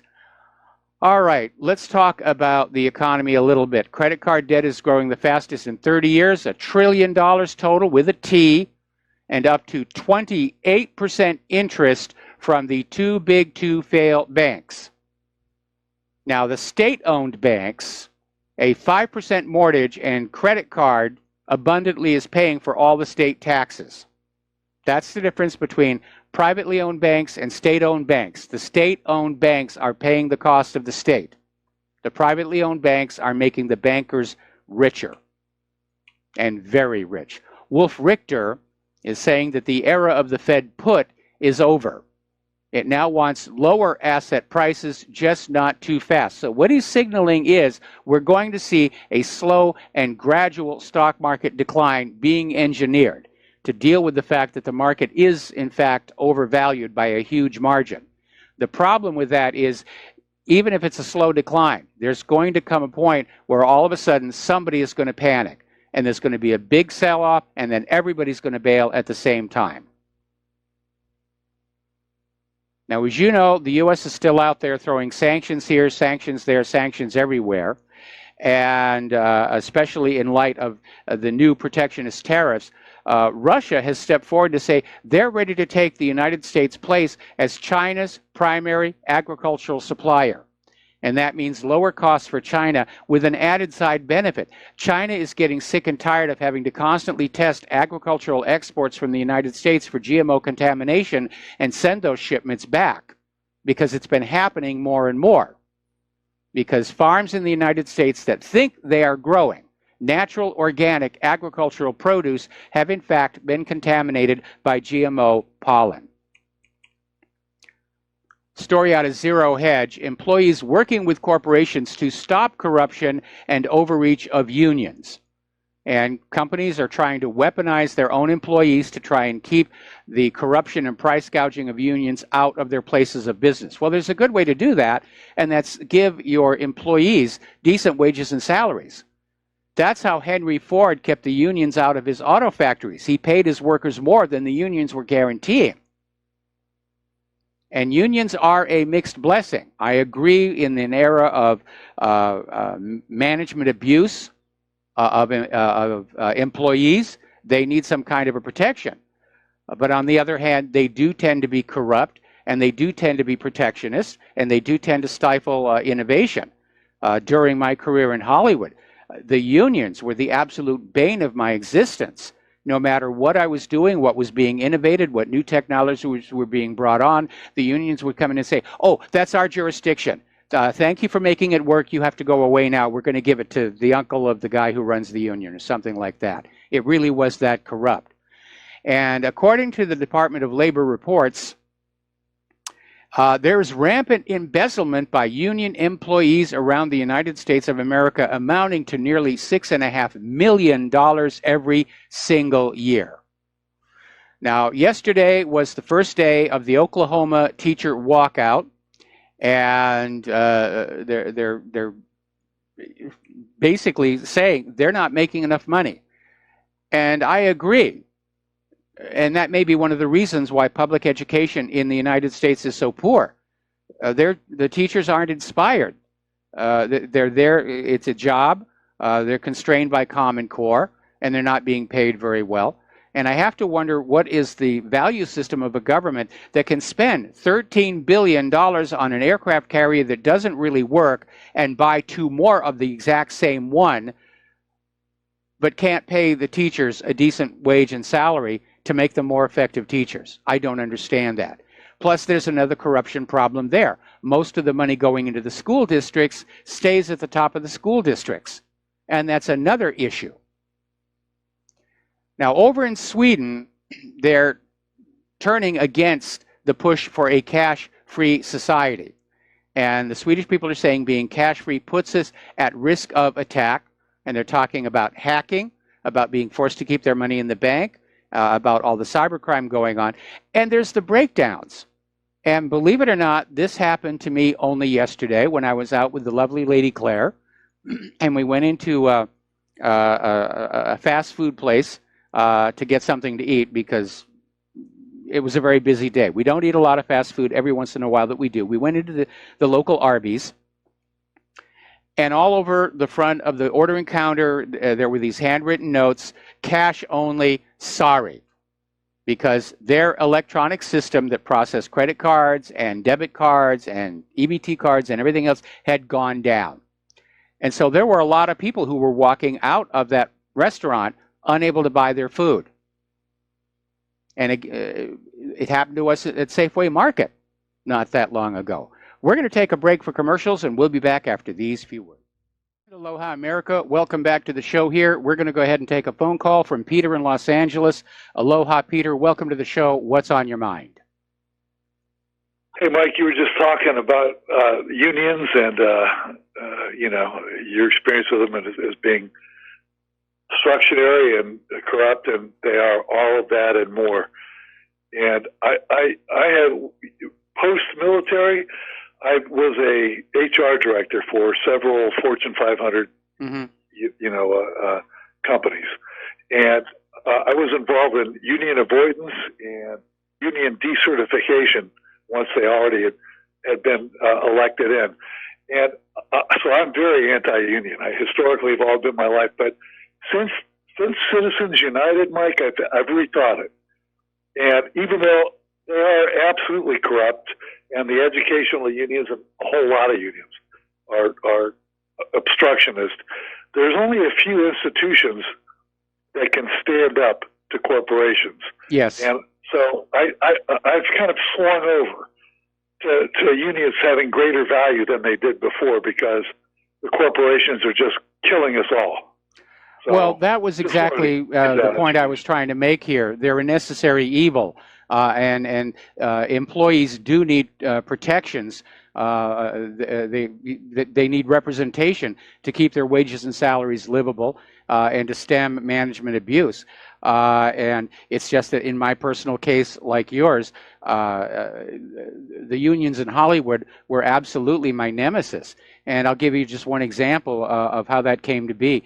My very first job on a real motion picture, visual effects that is, was Star Trek The Motion Picture. And this was back before computer-generated imagery, when the special effects were done with motion control cameras. And so we were working with these cranes, motorized cranes, stepping motor cranes that we built ourselves, and they were driven by these Apple II computers through these interface cards that were wire wrap cards. And if you don't know what I'm talking about, it means you don't go to the store and you buy this stuff and put it together. You are literally, you know, building the cards with wire and everything, and get the interface going. And then they were programmed from the Apple II with this very simple software that would send the numbers to these cards. The cards in turn would drive the stepping motors, and you would get the shot that you wanted. And it was completely repeatable, so you could shoot multiple passes. You could get a glint pass and a glow pass, the ship itself, a holdout mat for the star background. And I worked on this movie for a while, and I qualified for a camera operator's card under what was then called the off-roster project program, meaning that under certain circumstances, production companies could hire non-union personnel for these kind of jobs. Then when it was all over, and I applied to the union, they came back and said, no, you can't have a card, because what the company should have done was hire a union camera operator and teach them how to run that system. And that was the height of absurdity. I mean, you can teach somebody to field strip, clean, and reassemble a Panaflex in an afternoon. But how long does it take to teach somebody how to wire wrap a card, build a crane, wire the stepping motors, and write the software? That's not something that the union camera operators of that day even began to know. And that was the kind of obstructionist attitude that I had to deal with my entire career. But let me give you an example, another one. My wife, who is a pretty big executive now with the city of Los Angeles, but prior to that, she had been one of the founders of a subset of the SEIU, and was the vice president of the union. And when they founded this, since I had a lot of union and anti-union background, she brought this charter, the union charter, to me to look at, and I'm looking at this thing and I'm going, this isn't a union. And she goes, what are you talking about? She says, you don't have a right to strike. This contract does not give you a right to strike. And now this is a white collar, union made up of city and municipal workers. And they didn't have the right to strike. Like I said, well, this is a pretend union. You guys are making a pretend union. And the point I want to make here also is that a lot of unions are pretend unions. That it used to be that the union makeup in the 70s and the 60s when we grew up were sort of the brawny, blue-collar kind of steelworker type of guys. But now the majority of union members in the United States are these white-collar government workers. Mm-hmm. So big government is big union. At any rate, but they're pretend because a lot of them, they don't even have any real teeth. Yeah, that unfortunately, as the corporations have gotten larger, they do overshadow the unions. But again, as much as I had problems with unions in Hollywood, they are necessary, or something like them is necessary, in the face of a government that has clearly sided with the corporations against the average worker. Anyway, listen, Peter, we got to let you go. Got to take a break for commercials, and we will be right back. Aloha, America. Welcome back to the show here. Before we take a few more phone calls, I need to get some stories through here. First of all, apparently on Fox News, one of the interviewers on Fox News about this YouTube shooting was saying that he wished he'd had a gun. And I imagine that's probably a common sentiment right about now.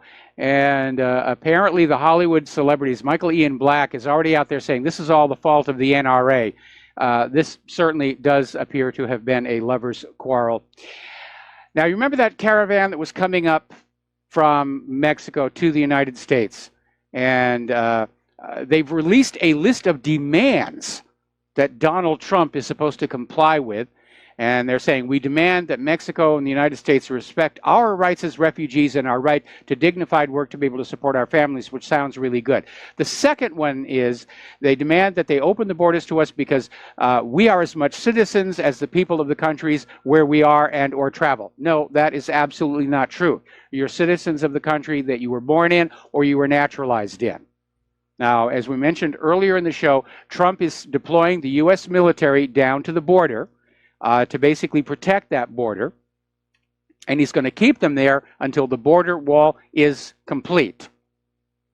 Now, already the liberals are out there screaming it's a violation of posse comitatus. No, it isn't. Posse comitatus says that the U.S. military cannot be deployed against the U.S. citizenry.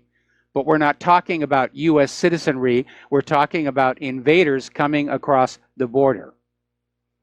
And the U.S. Justice Department has now decided to impose quotas on the immigration judges because some of the immigration judges are just dragging out the process to delay deportations. And the Department of Justice is saying, no, you've got to do so many every so many days and just clear up that backlog.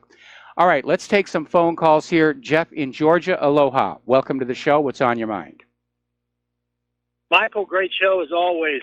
Earlier you were talking about state versus private banks. I think you're kind of proving my point. If there's one sector of this government that the government should control, it's the quantity of money. The government should take over the banks. The government should be issuing the money because the private sector has proven over and over and over again that they don't work for the welfare of the people as it should be. I mean, right now, the banksters run the world. You know that, the oligarchy. Yes. And the only way that they're going to maintain power is to create strife, ethnic and racial, and they're doing that. When the government takes over the money, the power will come back to the people. And you won't even be talking about Second Amendment rights so much because a lot of the stress will be relieved. You won't be talking about the Middle East because the Middle East is, you're looking at the world through the lens of the Zionist banking cartel and the Christian Zionists. That's not my world. That's not my world. My world's the Western Hemisphere. My world is the United States. Okay, my world is over here. I don't care about that part of the world. They need agricultural assistance, give it to them. If they need technology, give it to them. But let them live there and let us live here. But we have to take over the banking. And one more thing I want to say is that once the government takes over the banking, unfortunately, Wall Street will collapse because it is elevated by fractional banking. All that money that goes in for the stocks from the super corporations and banks is money they didn't have anyway. They have elevated the stock market. It will collapse. And unfortunately, a lot of good, hardworking people will get hurt, but it has to happen because when they have control of the money, you know, we're down to 4% of the free media. And they're trying to take our human right away of free speech. Michael, they can do it. I mean, they did it in the Bolshevik Russia. They've done it many times in the history of mankind. Well, and we have to go after the jugular vein. All right, well, I agree with shutting down the private central banks because the economy, as it was engineered when this country was founded, served the nation and its people. And private central banking serves the private central bankers. But it's not going to be enough to just shut down the private central bankers. We're also going to have to reimpose those campaign donation limits because the reason those existed was to basically disconnect the moneyed interests from the politicians by holding campaign donations by the ultra wealthy down to the same level as ordinary citizens. and that's what balanced the influence over our Congress. If we close the private central banks, but we still allow the ultra-wealthy to keep plying our members of Congress with vast sums of money, they'll simply come up with another system designed to suck the wealth out of the working people and put it in the pockets of the bankers. Yes, I think the best thing, the short term you could do, there was a documentary by Bill Stills. He said the government could print U.S. notes, interest-free, and raise the fractional reserve rate to control the quantity of money. And that will start drying up their wealth and power.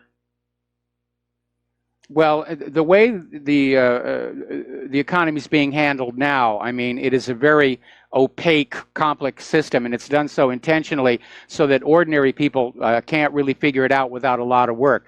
In fact, I think it was Henry Ford who said that if the American people understood how our banking system truly works, there'd be a revolution by morning.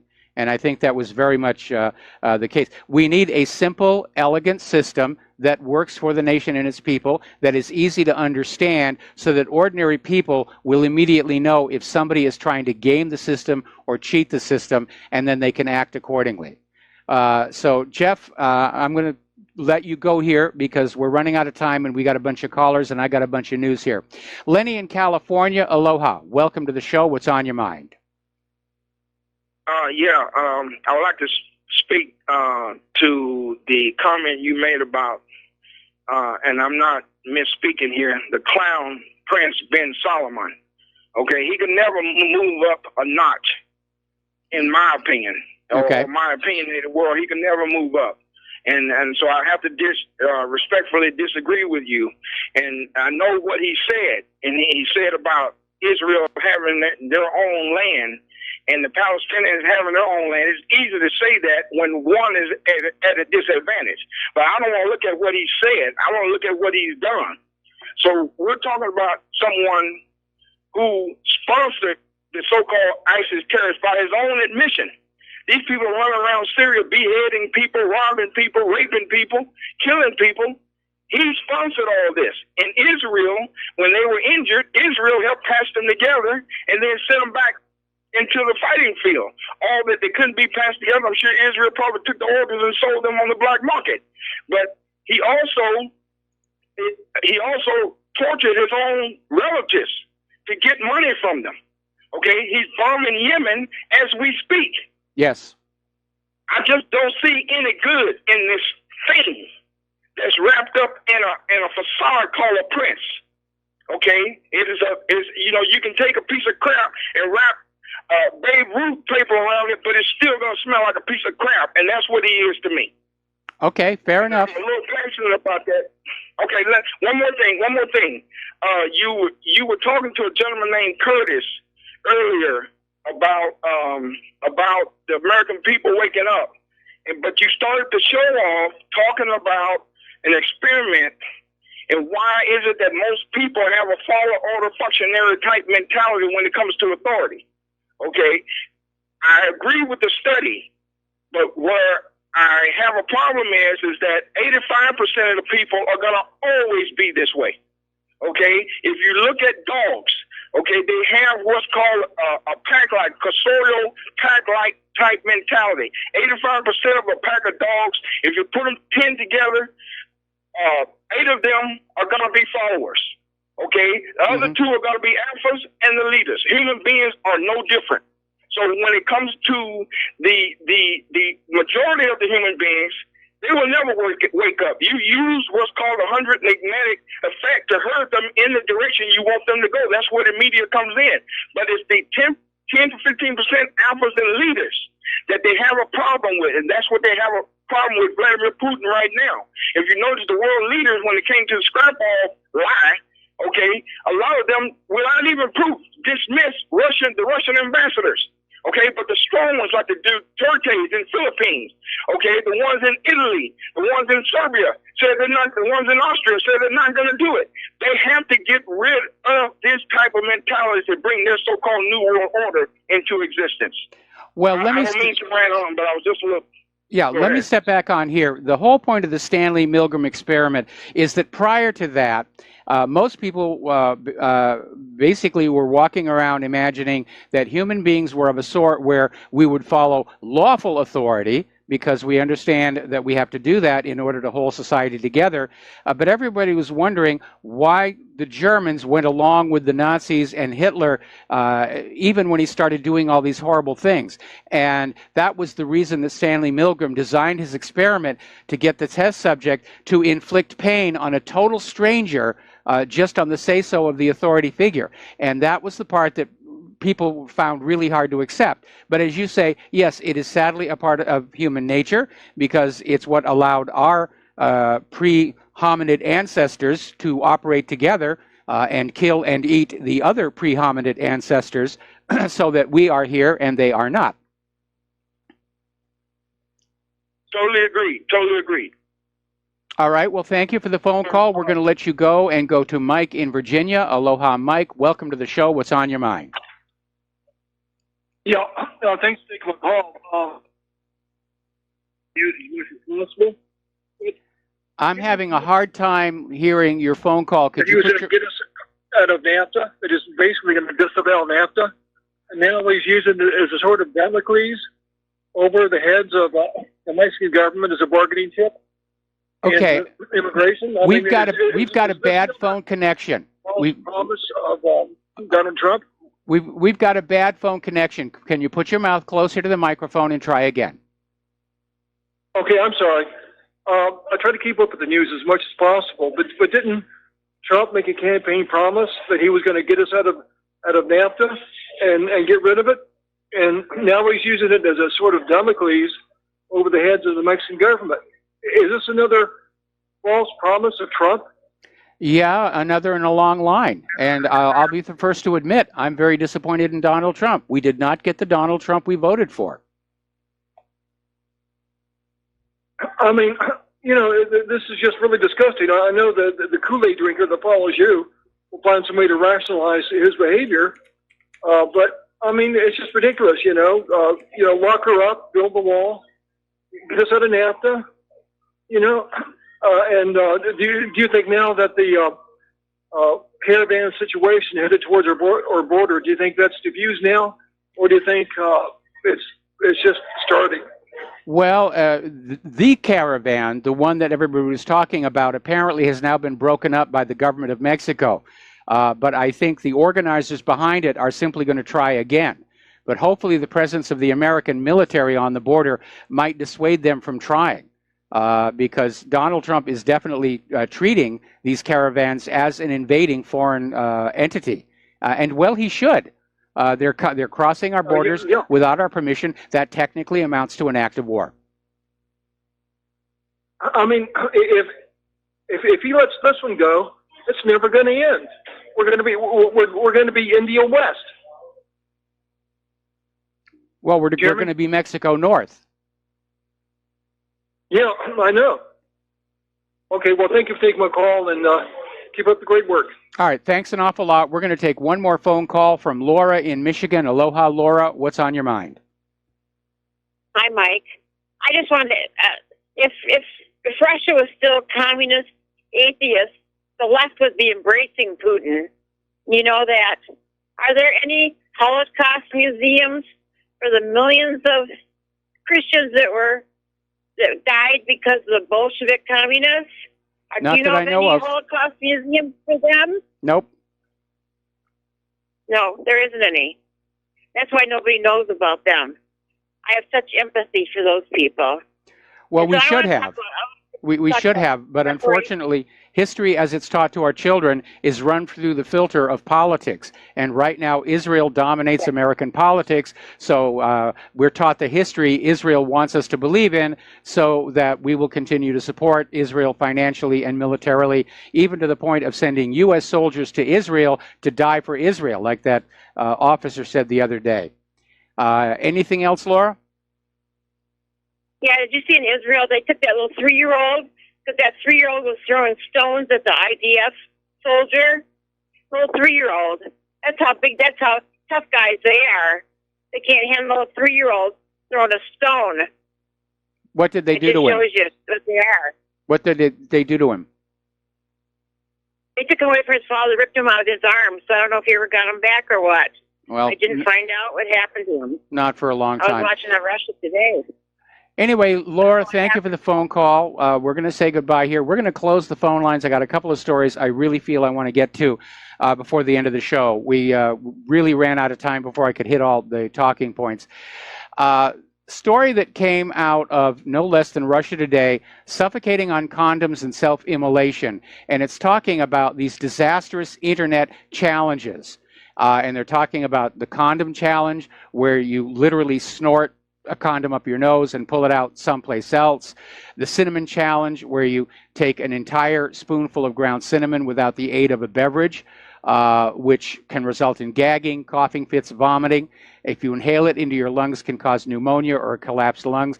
There's the fire challenge. People are putting accelerants on themselves, lighting themselves on fire, and then hoping they're going to stamp themselves out before they suffer real serious damage. And of course, the Tide Pod challenge, where they eat a Tide Pod. There's a new one, the duct tape challenge, where they duct tape somebody to a chair and dare them to escape. And apparently, one case of the duct tape challenge left a teenager with horrific brain injuries when the chair tipped over and he banged his head against the corner of a window ledge. And I mention this to point out something. These are the same kids who think they should be allowed to determine our national gun policy. So just think about that for a while. And when we come on back for the last segment of our program, a little bit more about the gun control issue. We'll be right back. Aloha, America. Welcome back to our show, last segment of our program today. And as you can imagine, the Twitter storm over gun control is continuing, and it's getting more and more extreme. So I want to read you an actual tweet from an individual named Brian Garvey. And this is a direct quote. NRA types aren't going to give up their guns no matter what laws we pass. These lunatics are not going to comply with gun laws, and they are not going to leave the country. They think it's their country. That means if we want a safe America, we're going to have to kill them all. And since half of all U.S. households have guns in them, this could take a very long time and get very messy. Prohibition won't mean a thing unless we enforce it. That means house-to-house searches. Do you really believe those bullet brains are going to meekly hand over their guns because some meter maid rang the doorbell and asked them nicely?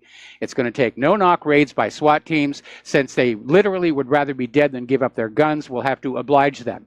I doubt we'll really need to eliminate half the U.S. population to make our streets truly gun-free zones, but if that's what it takes, what are we waiting for? Now, that is the mindset of the gun grabbers, and they think the gun owners are the violent ones. This guy is out there saying, let's kill half the population of the United States of America so we can achieve our gun-free nirvana. And he's basically saying the people who don't like guns, who don't know how to use them, have to kill the people who do have the guns. Or they'll get the SWAT teams to do it for them. They're hired killers who've got the guns. But, I mean, that's how fanatical that they have become. They're just caught up in this whole idea that getting rid of the guns is somehow going to make life a lot better. And no, it won't. It's like that witness to the YouTube shooting on Fox News. He wishes he had a gun. And if he had had a gun, if 10 or 20 of the people there had had guns, and that young lady had known there were armed people there, she might have had time to cool down and not shoot at her boyfriend. You're never going to get rid of all of the guns. You can 3D print guns now. Anybody with the knowledge of woodworking and metalworking and chemistry can build a gun. I know when I was a kid, I did it.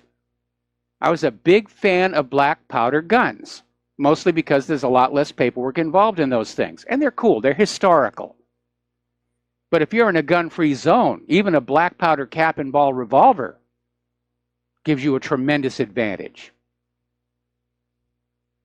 Now, Governor Matt Bevin from Maryland was being asked about gun laws, and he came on out and he said, the problem is the culture.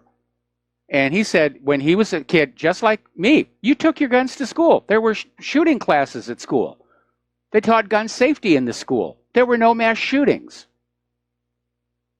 And I would have liked him to address the link between gun violence and SSRIs, but it is a cultural problem. And I think that's underscored by this other story that was on Fox News about how a mother has been arrested for using a taser to wake up her son to go to school.